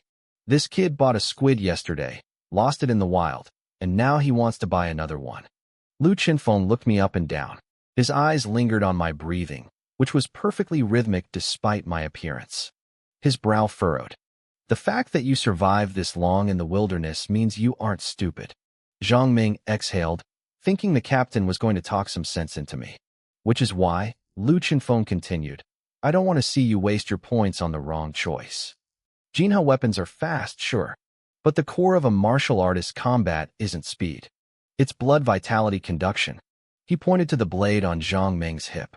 Blood vitality coats the blade. It pierces armor. It shatters marrow. A normal person can't cut through a beast, but a martial artist can. Thermal weapons can't do that. You should know this by now. Several warriors nodded in agreement. This was hard-earned wisdom. Lu Qinfeng's voice softened. It's not easy for a student to save up enough points for a squid. Use them for armor. Buy healing pills. Get a cold weapon that fits your hand. Even if you want range, buy a bow or throwing knives. You can channel your energy through those. He wasn't mocking me. He was genuinely trying to help. Out of respect for the fact that he'd given me the chance to earn these points in the first place, I listened until he was finished. Captain Lu, I said, my life is my responsibility. Zhang Ming gasped. He couldn't believe I was talking back to the captain. Lu Qinfeng's eyes darkened slightly. Are you sure? I'm sure. If you buy this and die out there, no one is going to recover your body. I thought about it for a second. Then I won't trouble you. Zhang Ming let out a frustrated laugh. Well, aren't you considerate? Lu Qinfeng sighed internally. I was a talented kid, but I was stubborn as a mule. Still, the points were mine. I'd earned them with my life, so I had the right to waste them however I wanted. He nodded to the staff member. Give him what he wants. All right, please show me your wristband, the staff member said. I raised my wrist. The worker lifted a tablet, and a red identification light swept over my points tracker. A crisp chime echoed through the hall as the system began calculating my total. The crowd in the lobby leaned forward, stretching their necks to catch a glimpse of the screen. A second later, the display flickered to life. Current available points, 2230. The moment those numbers appeared, it was as if someone had pressed a mute button on the entire room. Zhang Ming's face froze. He stared at the screen, blinking hard as if his eyes were failing him. How much? He stammered. Even Lu Qinfeng stopped moving. He stared at the digits, then looked at the dried blood coating my clothes. He had to be wondering what kind of hell I'd walked through to earn that. Behind the counter, the staff member's hand shook so violently he nearly dropped the tablet. Sir, what would you like to exchange for? I tapped the countertop. The squid. And give me 20 fully loaded magazines. The worker swallowed hard. 20. I thought about it for a second. If a magazine got damaged in the wilderness, it wasn't like I could just find a spare. Actually, forget it. Zhang Ming let out a small sigh of relief. But then I continued. Give me 40. Zhang Meng's jaw dropped. You call that forgetting it? Lu Qinfeng finally found his voice. How do you have this many points? The beasts gave them to me. I replied honestly. What beasts? The kind that give points, I said. It was a circular answer, but it wasn't a lie. Zhang Meng opened his mouth to snap back, but he choked on his words. Anything he said now would just sound like bitter jealousy. Nobody in the hall was laughing anymore. A few minutes ago, they thought I was a stubborn rookie talking big. Now, looking at those 2,230 points, their faces looked a little flushed with embarrassment. A student had walked back into the supply station with over 2,000 points, and they'd had the nerve to mock him.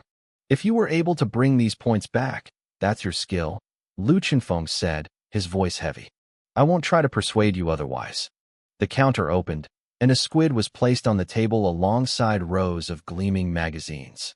I picked up the gun, testing its weight. My left hand was empty, my right hand held the new weapon. It was a shame my old gun had been shredded by that bone-armored monster. Otherwise, I'd be dual-wielding right now. One gun was fun. 2 guns meant double the joy.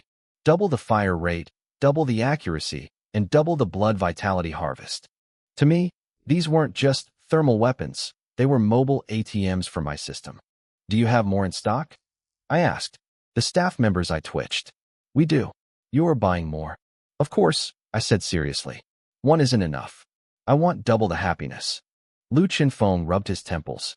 He couldn't understand how I could be so casual about spending 200 points a pop. That was enough to buy high-grade martial arts manuals. He simply couldn't wrap his head around how I'd farmed this much with nothing but a submachine gun. I didn't care what he thought. I was already looking back at the exchange list. I had originally planned to just restock ammo, but my fingers stopped when I reached the techniques and weapons section. Hidden wind art. Earth grade, low technique. Effect. Conceals blood vitality fluctuations and hides true cultivation level. Price. 1,000 points. My eyes lit up. This was exactly what I needed. My problem wasn't that I was too weak. It was that I was getting too strong, too fast. If I suddenly showed up as a martial grandmaster, explaining that would be a nightmare. If the examiners got suspicious and disqualified me, how was I supposed to slap Qin Hao's face in front of everyone? The Qin family wasn't ready to be wiped out just yet, and Qin Hao shouldn't die quietly. The loudest slaps are reserved for the biggest stages. Keeping a card up my sleeve was the right move. I want this too, I told the worker. The man's eyelids jumped. 1,000 points for a utility technique? The gasps in the hall started up again. Earth-grade techniques weren't something a student, or even most professional martial artists, could touch.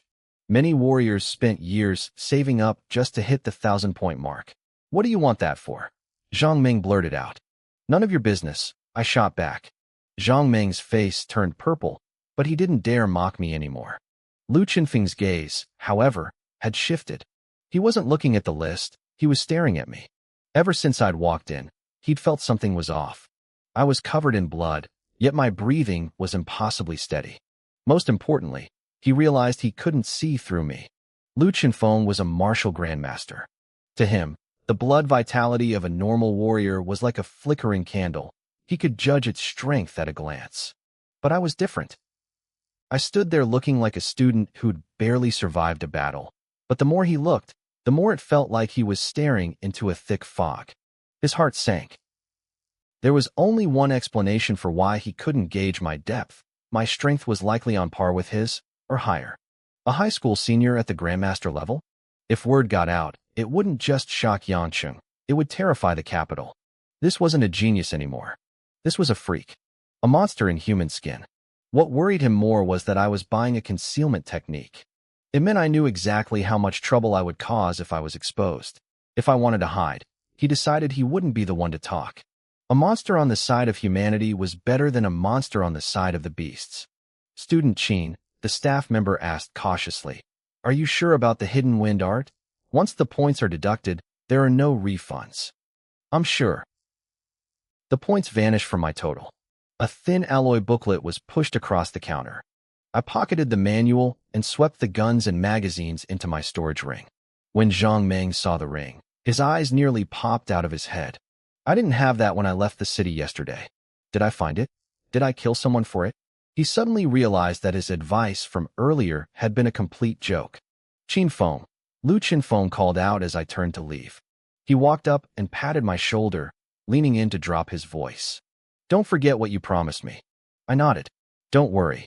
He didn't ask for details, and I didn't offer any. To the onlookers, it looked like a simple exchange, but the veteran warriors in the room could see the shift. Captain Lu wasn't looking at a junior anymore. He was looking at an equal, someone you don't want to offend. I left the supply point and headed straight for a mall. My current clothes were stiff with dried blood. Every time I moved, flakes of it fell off. I bought a few sets of black sportswear and a hat to make myself look human again. Then, I checked into a nearby hotel. Just as I reached the entrance, I froze. A familiar figure was walking out of the lobby. It was Lin Ruoxue. She had changed into a light-colored dress. Her makeup was flawless, and she looked slightly flustered. Standing next to her was a tall young man in his early 20s wearing the badge of the Kyoto Martial Arts University. His blood vitality was strong, a martial artist level. I looked at them, my expression flat. Lin Ruoxue, however, looked like she'd seen a ghost. Her face went pale for a split second before she straightened her back and glared at me. Chinfeng, what are you doing here? She snapped, her voice dripping with disgust. We've already broken up. Why are you following me? Don't tell me you're still trying to beg me to take you back? I didn't say a word. I just found it funny. I had assumed Qin Hao would be smug about stealing her away. But looking at the guy next to her, it seemed Qin Hao hadn't won a prize. He'd just taken a spot in a very long line.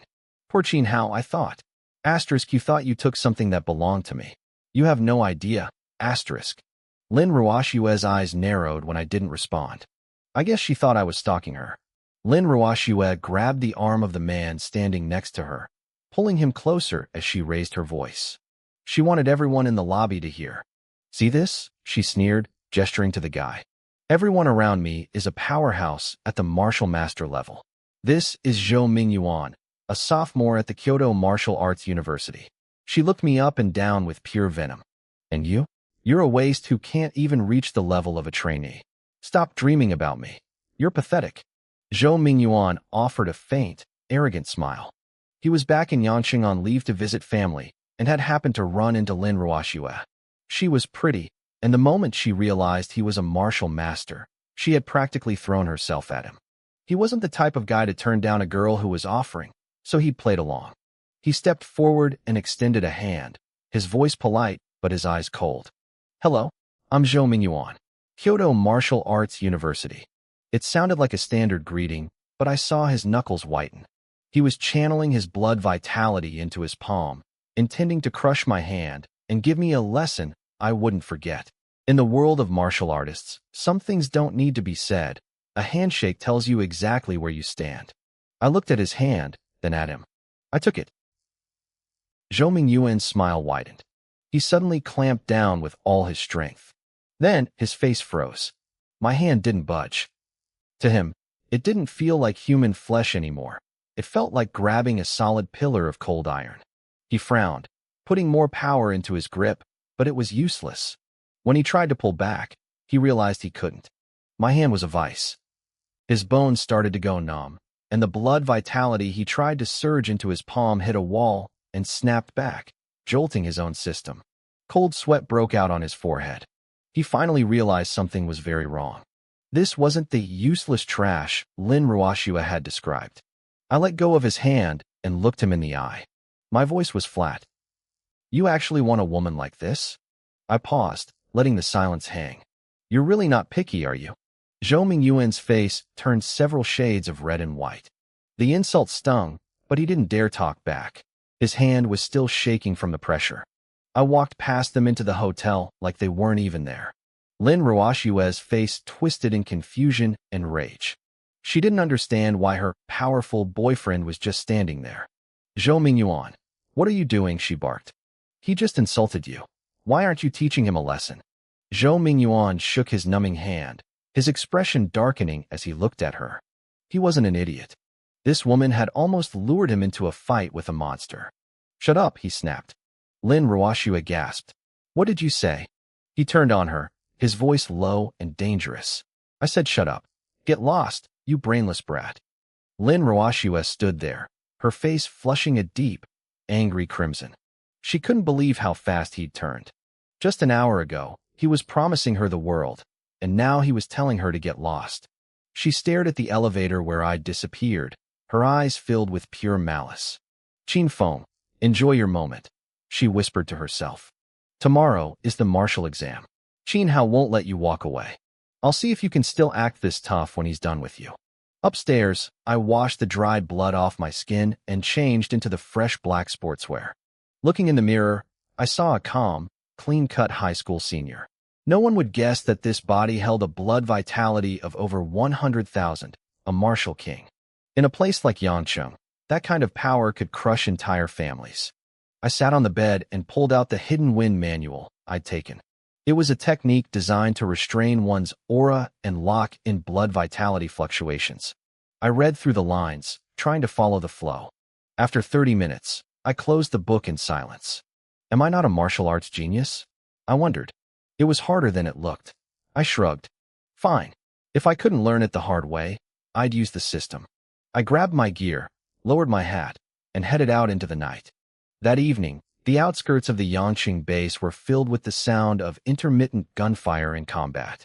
People far away assumed it was just a squad clearing out monsters. They had no idea it was just one man systematically cleaning the wasteland to farm stats. Once I had a comfortable surplus of blood vitality, I returned to the hotel and opened the system. I spent the points to deduce the Hidden Wind manual. Instantly, a flood of insights filled my mind. The once confusing energy paths became clear. I pushed the technique from basic to mastery in seconds. The oppressive pressure I naturally gave off vanished. I checked my aura in the mirror. To anyone looking, I seemed like a weakling right on the edge of being a trainee. Unless someone was 2 whole stages higher than me, they wouldn't see the truth. Next, I pulled up Thunder Step. I had only started this movement technique before. I poured the rest of my farmed points into it. My leg muscles felt like they were being rewired, twitching with explosive potential. I moved. 1 second I was at the head of the bed. The next, I was at the foot. A second later, I was under the covers, completely settled. It was seamless. Meanwhile, Lin Roashua was at home, unable to let it go. She messaged Qin Hao. "I saw Qin Feng today," she wrote.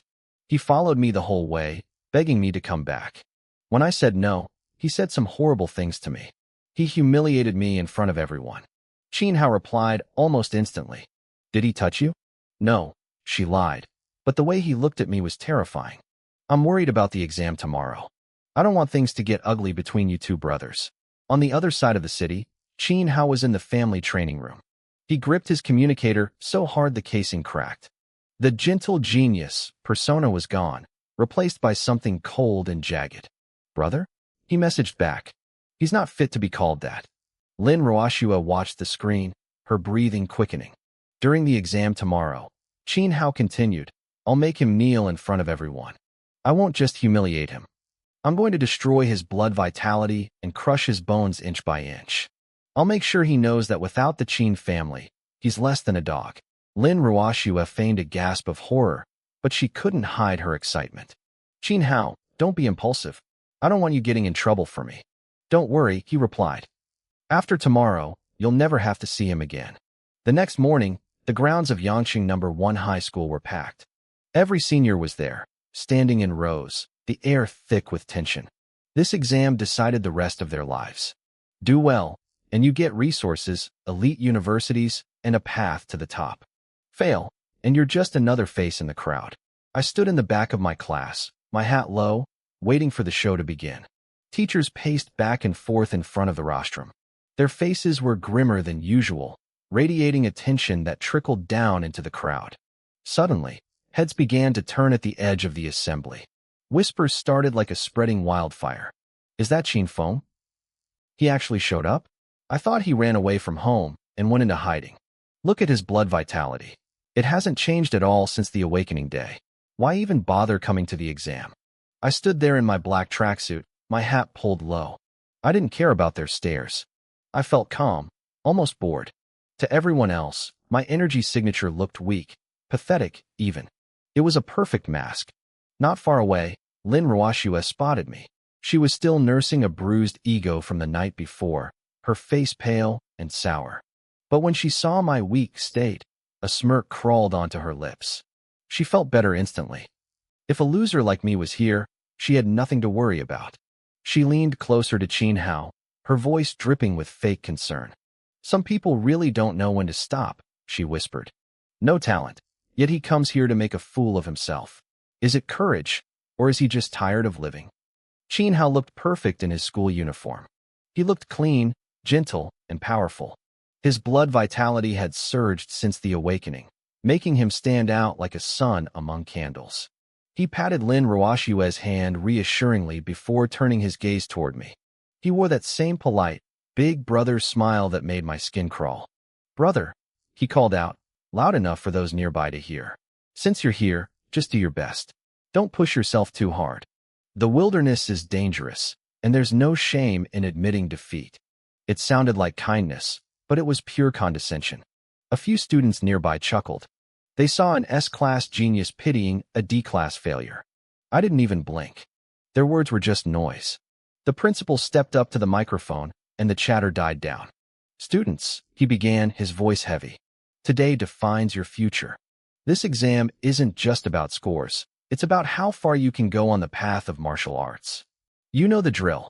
Combat in the eastern wilderness, hunt beasts, collect materials, and earn points. The air grew thick.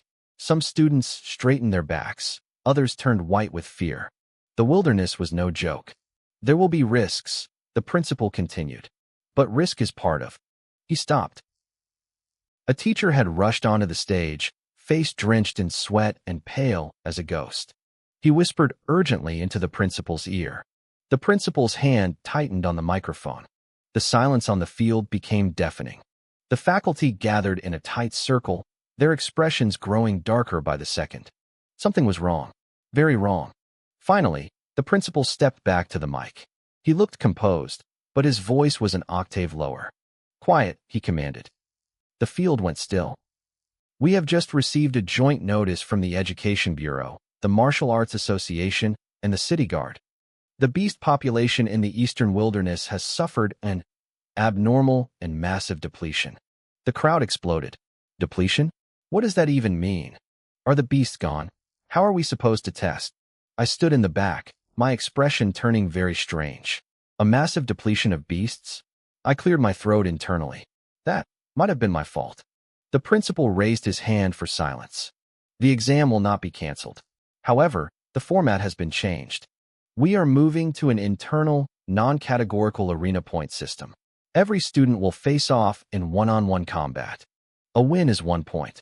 A loss is 0. He paused, his eyes scanning the crowd. And one more thing. Withdrawal is not permitted. The chaos hit a fever pitch. An arena? No withdrawal? That's insane. I was going to scavenge scraps in the wilderness. Now I have to fight head-on. I've only practiced blood vitality. I've never actually fought. I'm going to get slaughtered. The weaker students were panicking. This change stripped away luck. It was pure strength against pure strength. But as I listened to the rules, referees on standby, medical teams ready, no killing allowed, but everyone must fight. I had to bite my lip to keep from laughing. Everyone else saw a nightmare. I saw a buffet. This wasn't an exam anymore. It was a private room for me to farm points. Qin Feng, why aren't you wearing your uniform? A hand bumped my shoulder. I turned and saw Zhao Luqi. I stared at him for a second, surprised to see him here. Where have you been staying lately? He asked, looking me up and down. I adjusted my tracksuit. Why do you care where I sleep? Zhao Luqi blinked, caught off guard by my bluntness. He didn't realize that the loser he knew was gone. Today, the arena was going to find out exactly who I was. He didn't expect me to answer like that. Aren't we best friends? Zhao Luqi asked, looking a bit hurt. I can't even ask. I stayed silent for a moment. I focused on him and checked his blood vitality. It was over 500. In Yangqing High School, that was an elite level, far above the rest. Yet here he was, calling me his best friend. The word felt foreign to me. Ever since my blood vitality started dropping, everyone in this school had drifted away. The people who used to crowd around me to ask questions vanished. The people who used to call me a genius disappeared. Even Lin Ruoshue had stood on the awakening stage and publicly cut ties with me. Only Zhao Luqi remained. He was the only one whose face didn't change when my status fell. I suddenly smiled. Just best friends. Zhao Luqi froze. He looked up at me, the tips of his ears turning slightly red. He opened his mouth as if he wanted to say something more, but a voice cut him off. Consider yourself lucky. I turned my head. Qin Hao had walked up to me when I wasn't looking. We were standing close enough to see the reflections in each other's eyes. He was still smiling, but his voice was a low, venomous whisper. I was worried you'd die out in the wilderness, he said. Now it looks like your luck held up. At least you won't have to go out there and lose your life. Qin Hao had always kept a low profile. Most people thought he was just an average guy. Don't worry, he continued, leaning in. They won't let anyone die on the arena stage. But it's still very easy to turn someone into a cripple. I stared at him for 2 seconds, then I laughed. Luqi, I said, looking away from Qin Hao. Does that guy over there look like a barking dog to you? You.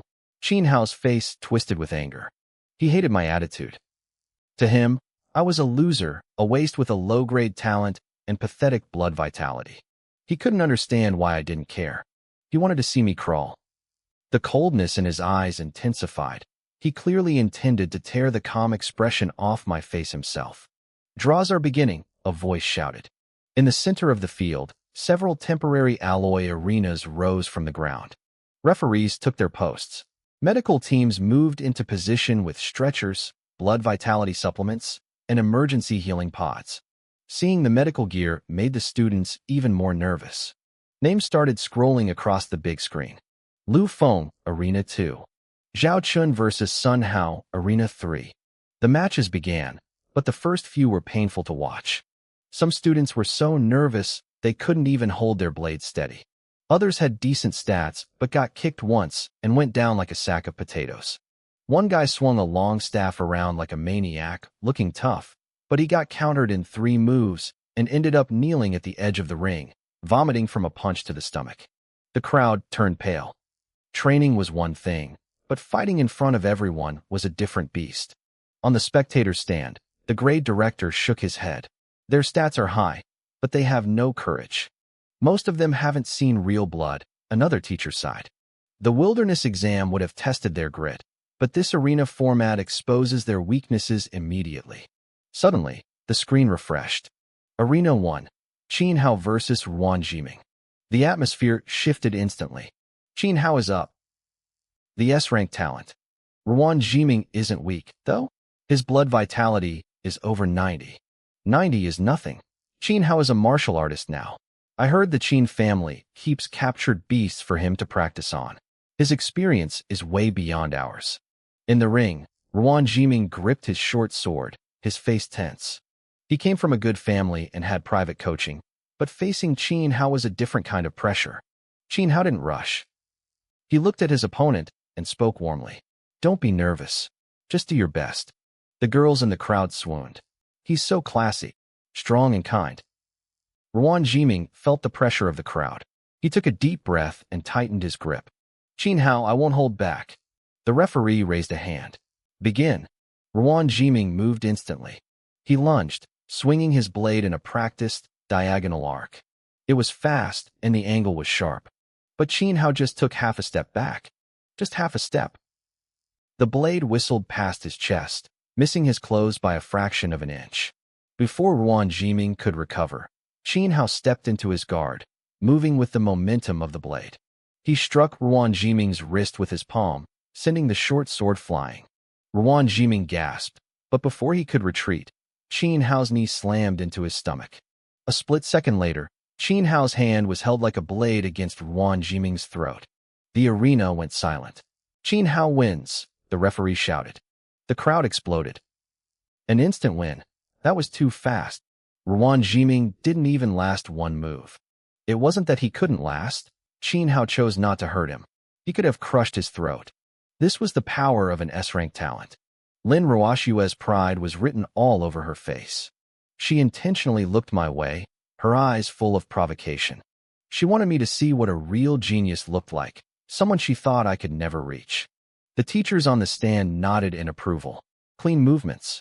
He didn't just use brute force. His footwork and timing are mature. He's definitely top tier for Yanqing this year. The principal smiled. With that foundation, he's a lock for a top 5 university. Qin Hao pulled his hand back and smiled at his defeated opponent. Good match. Ruan Jiming looked frustrated, but could only bow and pick up his sword. He had been beaten so badly, he didn't even have the right to be angry. As Qin Hao walked off the stage, the crowd parted for him like he was royalty. He walked straight to Lin Ruoxue. Qin Hao, you were amazing, she said, her voice dripping with sweetness. Ruan Jiming is a top student in our class, and he couldn't even touch you. Qin Hao smiled modestly. He was just nervous. While he spoke to her, his eyes flickered toward me. I just stood there, expressionless. I could see the coldness deepening in his gaze. He thought I was faking my composure. He was waiting for my turn, waiting to see me break. The matches continued. The students were gradually getting into the rhythm of the tournament. Then, the announcement for Ring 3 flickered onto the screen. Qin Feng versus Chen Yuan. The moment my name appeared, Qin Hao's eyes sharpened. The crowd near me went silent for a heartbeat before a wave of whispers erupted. Qin Feng? He's finally up? You mean that Earth-grade waste from the Qin family? Yeah, the one Lin Ruoxue dumped the day of the awakening. Isn't his blood vitality only in the 50s? Why is he even here? Who knows? But Chen Yuan is a beast. His blood vitality is over 80, and his family runs a martial arts hall. He has a ton of combat experience. This is going to be a slaughter. Slaughter? I'll be surprised if Qin Feng lasts 10 seconds. Lin Ruoxue's eyes lit up when she heard my name. She leaned back, a cruel smirk forming on her lips. She wanted to see me make a fool of myself. Even Qin Hao was watching closely. He knew Chen Yuan didn't hold back. As long as the referee was there, I wouldn't die, but I'd certainly leave the ring in pieces. Lin Ruoxue seemed to relish that thought. To her, any broken bones or shattered cultivation would just be my own fault for showing up. I walked toward the ring under a hail of judgmental stares. While other students climbed the steps with sweaty palms, clutching their blades like lifelines, I strolled up like I was taking a post-dinner walk. I wasn't even carrying a sword. Chen Yuan was already waiting for me. He wore a gray training suit and held a standard-issue longsword. It wasn't sharpened, but with a martial artist's energy behind it, it could snap ribs just as easily as a live blade. He frowned when he saw me. Honestly, he looked embarrassed to be there. Beating an Earth-grade failure who barely qualified as a trainee wouldn't bring him any glory. Qin Feng, Chen Yuan said, lowering his voice so only I could hear. I admire your courage for standing up here, but I don't want to hurt you. Some of the students below nodded. Chen Yuan was a decent guy. If it were them, they would have just kicked me off immediately. The rules say we can't forfeit. Chen Yuan continued, his tone sincere. But they don't say you can't admit defeat. Take my advice. As soon as the match starts, just surrender. A little embarrassment is better than a trip to the hospital. I looked at him, but didn't say a word. He took my silence for stubborn pride.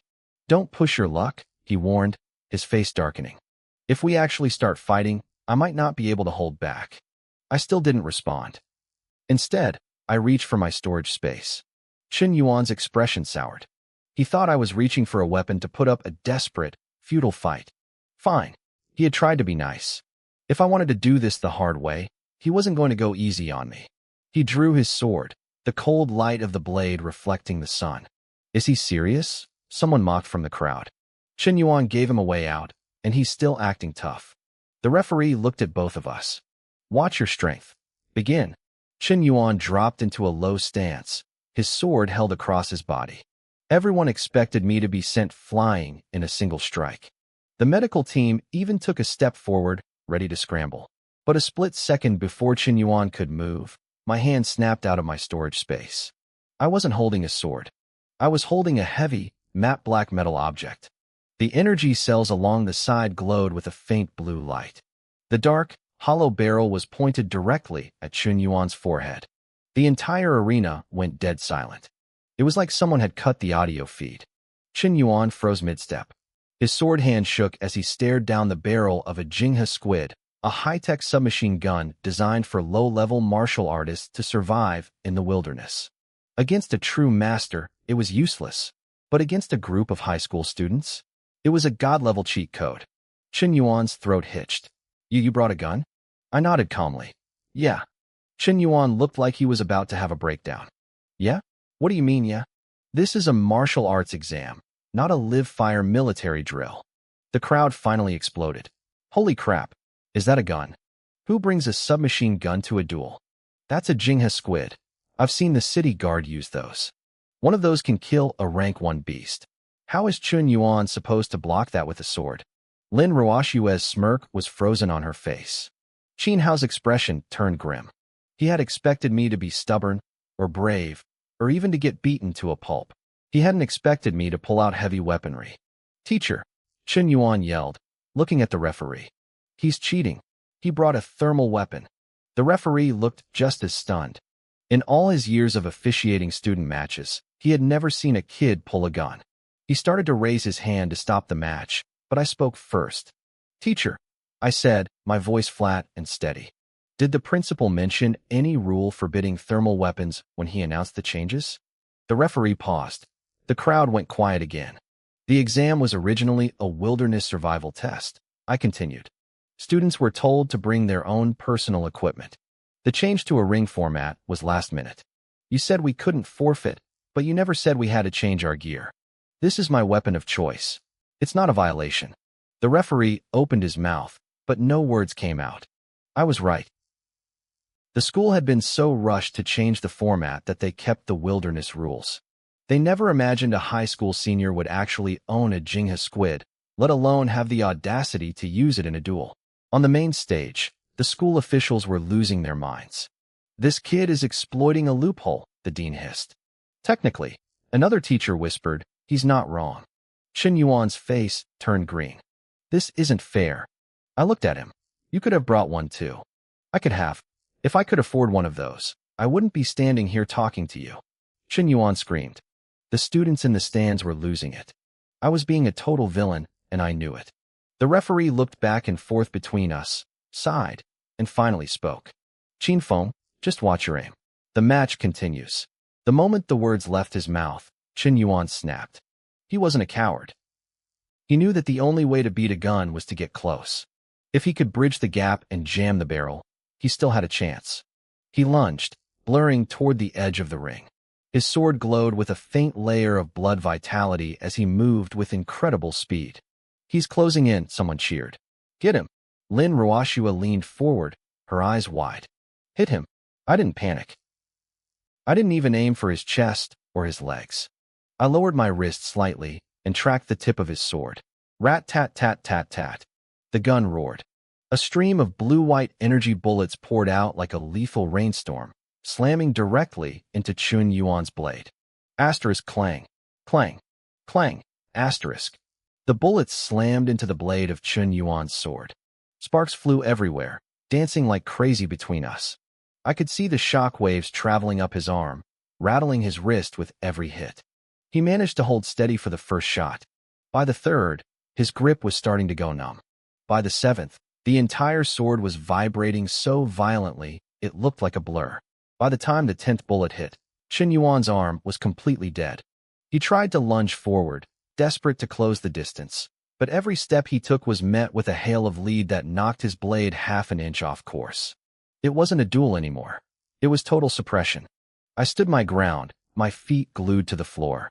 I didn't even have to move. I just slightly adjusted my aim, making sure I was only hitting his sword and not his body. In my head, the system notifications were screaming. Blood vitality +4, blood vitality +4, blood vitality +4. The pings blurred into a single, continuous tone. I love this arena. My opponents were literally lining up to give me free stats. The gunfire continued, and the color drained from Chen Yuan's face. His longsword was a mess, covered in dents and jagged chips. Cracks began to spiderweb across the steel, spreading like a net. He gritted his teeth, trying one last forced charge, but the next burst of bullets was the breaking point. Crack! The blade snapped right down the middle. The top half spun through the air like a propeller before thudding into the edge of the ring. Chen Yuan was left standing there with nothing but a hilt in his hand. His palm had split open from the vibration, blood dripping steadily onto the floor. The entire stadium went silent. No one said a word. The only sound was the faint hiss of white smoke rising from the barrel of my Jenga squid. I let go of the trigger and looked at him. "Still want to fight?" I asked. Shin Yuan looked at his broken hilt, then at my gun. His eyes turned red, like he was about to cry. How was he supposed to fight this? He practiced swordsmanship, not bulletproofing. His lips trembled for a second before he slammed the hilt onto the ground. "I forfeit." The referee didn't waste a second. Qin Feng wins. The moment the words left his mouth, the crowd exploded. It was a riot. I protest. This shouldn't count. Who uses a gun in a martial arts duel? Teacher, he's cheating. How is anyone supposed to win against that? On the main stage, the principal wiped sweat from his forehead and grabbed the microphone. Quiet. His voice boomed through the speakers, settling the chaos just a little. "Principal, it's not fair," someone yelled. "The martial arts exam is supposed to test our strength." The principal's mouth twitched. He wanted to ask the same thing. What kind of high school senior carries a submachine gun in his pocket for a final exam? But here I was. I stood on the stage, finger off the trigger, looking perfectly calm. The referee looked at me, his face dark. "Qin Feng, while the rules didn't explicitly ban firearms before this, your behavior goes against the spirit of fair competition." I looked up, my voice flat. "Teacher, the original exam was supposed to be a wilderness survival test. The school changed it to an arena match at the last minute without updating the equipment rules. I followed the rules to the letter." I paused, glancing at the shouting students below. Just because you can't afford one doesn't mean I'm breaking the law. The playground went silent for exactly 1 second before erupting again. I was mocking them, and they hated it. My tongue was as sharp as my bullets. The principal's expression shifted. He knew I hadn't broken any rules, but if he let me keep going, this wouldn't be a martial arts exam anymore. It would be an arms fair. He gripped the mic tighter.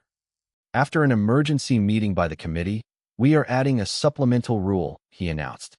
"From this moment forward, all firearms, explosive rounds, and long-range lethal equipment are banned from the arena. Violators will be disqualified." Cheers broke out from the student section. They thought they had won. They thought without the gun, I was nothing. I didn't argue. I tucked the Uzi away, moving quickly and cleanly. I'd already milked enough blood vitality out of that match anyway. The gun was just a shortcut to farm stats. It wasn't my only card. Below the stage, Lin Ruashua let out a long breath. She looked like she'd been holding her nose the whole time I had the gun out. Now that it was banned, she looked at me with that familiar contempt. To her, I was back to being the D-grade trash. Qin Hao was smiling too. He straightened his sleeves and walked slowly toward the edge of the ring. He didn't climb up yet. He just looked up at me. "Brother," he said. The title made everyone turn their heads. Qin Hao's voice was gentle, almost pitying. "I didn't realize you were relying on such unseemly toys." He glanced at where I'd hidden the gun. "Now that it's banned, what do you have left?" Lin Ruashua chimed in immediately. "Qin Feng, you were so arrogant a second ago. Why are you quiet now? Don't tell me you've forgotten how to fight without a weapon in your hand." I looked down at the two of them. I wasn't even angry. I just had one question. "Can you two wait your turn before you start talking?" Lin Ruashua blinked, confused. Qin Hao frowned. "One of you is a public bus, and the other is a home wrecker," I said calmly. "Even if you're both dying to get hit, you should still form a line." Someone in the crowd snorted, and then the laughter spread like wildfire. Lin Ruashua's face turned a violent shade of green, her chest heaving with rage. Qin Hao's polite smile finally flickered and died. "I hope your bones are as hard as your mouth when we meet," Qin Hao hissed. "Don't hope," I replied. "Just get up here so I can show you." Behind the scenes, a head referee named Lu Jinhai stood by the digital brackets. He was an old teacher who usually stayed out of student drama, but his watch had just vibrated. A message from the Qin family butler appeared on his screen. "Make sure Qin Hao faces him next." Lu Jinhai glanced at the principal, who was still busy calming the crowd. No one was watching the back end. He reached out and swapped 2 ID numbers in the system. The big screen began to roll. Names flashed by at lightning speed. "Who's next?" "Qin Hao is rank 1 right now. He's a true martial artist with an S-grade talent. Whoever fights him is dead." The screen slowed down and finally locked in. "Arena 3, Qin Foam versus Qin Hao. The playground went dead silent. It was too perfect. It was as if someone had handed Qin Hao the knife themselves. Then, the noise returned like a tidal wave. Qin Foam is done for. He just lost his gun, and now he draws the strongest guy in school? That's karma. Qin Hao started walking up the steps, his posture perfect, looking every bit the hero. Girls in the stands started screaming his name. Only Zhao Luqi looked worried. Qin Foam, be careful. He's already a certified martial artist. I nodded to her, keeping my eyes on my brother. Lin Ruoxue was vibrating with excitement. She had waited so long for this. I had embarrassed her at the awakening ceremony.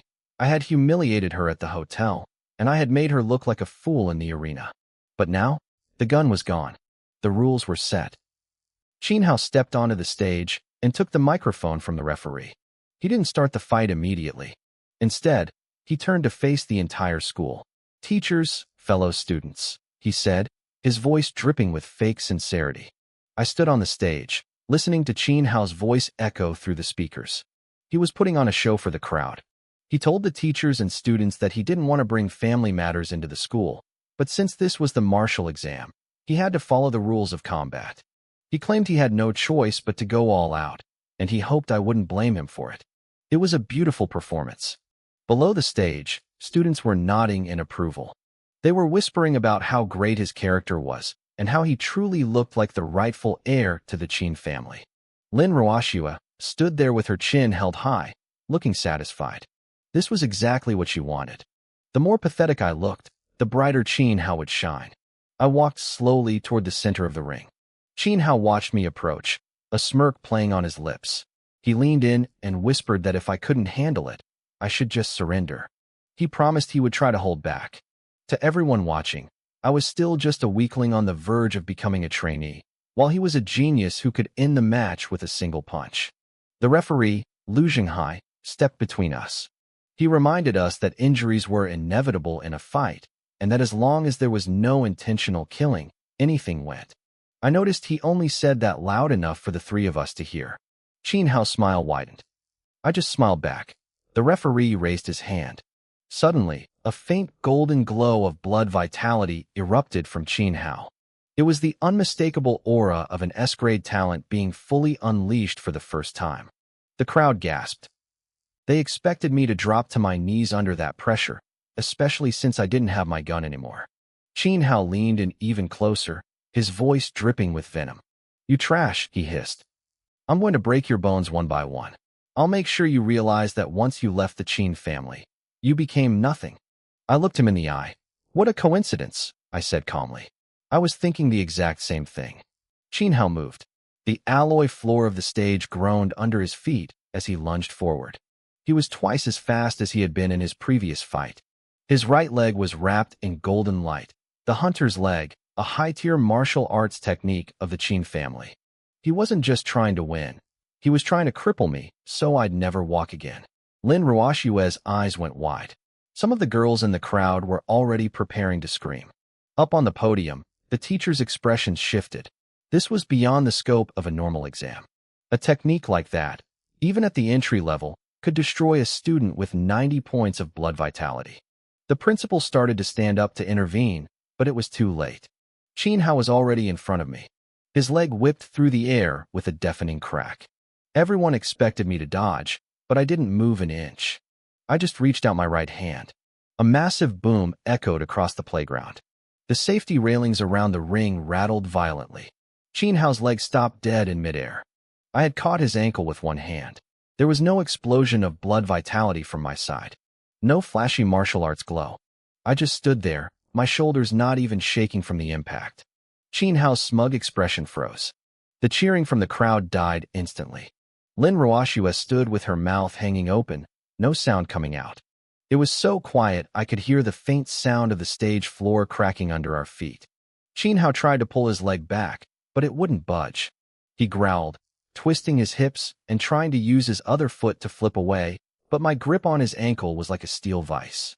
The move almost twisted his lower leg into a braid. I looked up at him. S-grade talent. I asked. He gritted his teeth, forcing more blood vitality into his leg. All those resources from the Qin family. I continued, tightening my fingers. A sharp crack echoed from his ankle. And this is it. I finished. My voice wasn't loud, but it cut through the silence sharper than the sound of the impact. The crowd was reeling. I had stopped his full-power kick with one hand. Wasn't I supposed to have a D-grade talent? Chen Yuan was standing in the crowd, his hand still wrapped in bandages. He watched me, his lip twitching. He realized then that he hadn't lost to a gun. The gun was just the mercy I had shown them to keep things civil. The referee, Lu Zhenghai, was breaking into a cold sweat. He was the closest one there. He realized that I hadn't used a single drop of blood vitality. It was pure, raw physical strength. It was impossible for a trainee to stop a martial artist's specialized technique with nothing but muscle. Qin Hao couldn't accept it. He was the future head of the Qin family. He let out a low roar and slammed both palms toward my chest, his golden aura surging again. I didn't give him the chance. I flicked my wrist, swinging his entire body into the air. Before his feet could even touch the ground, I slammed him down. The alloy stage dented where his body hit. Debris flew everywhere. Qin Hao coughed up a mouthful of blood as his face hit the metal. The playground remained deathly silent.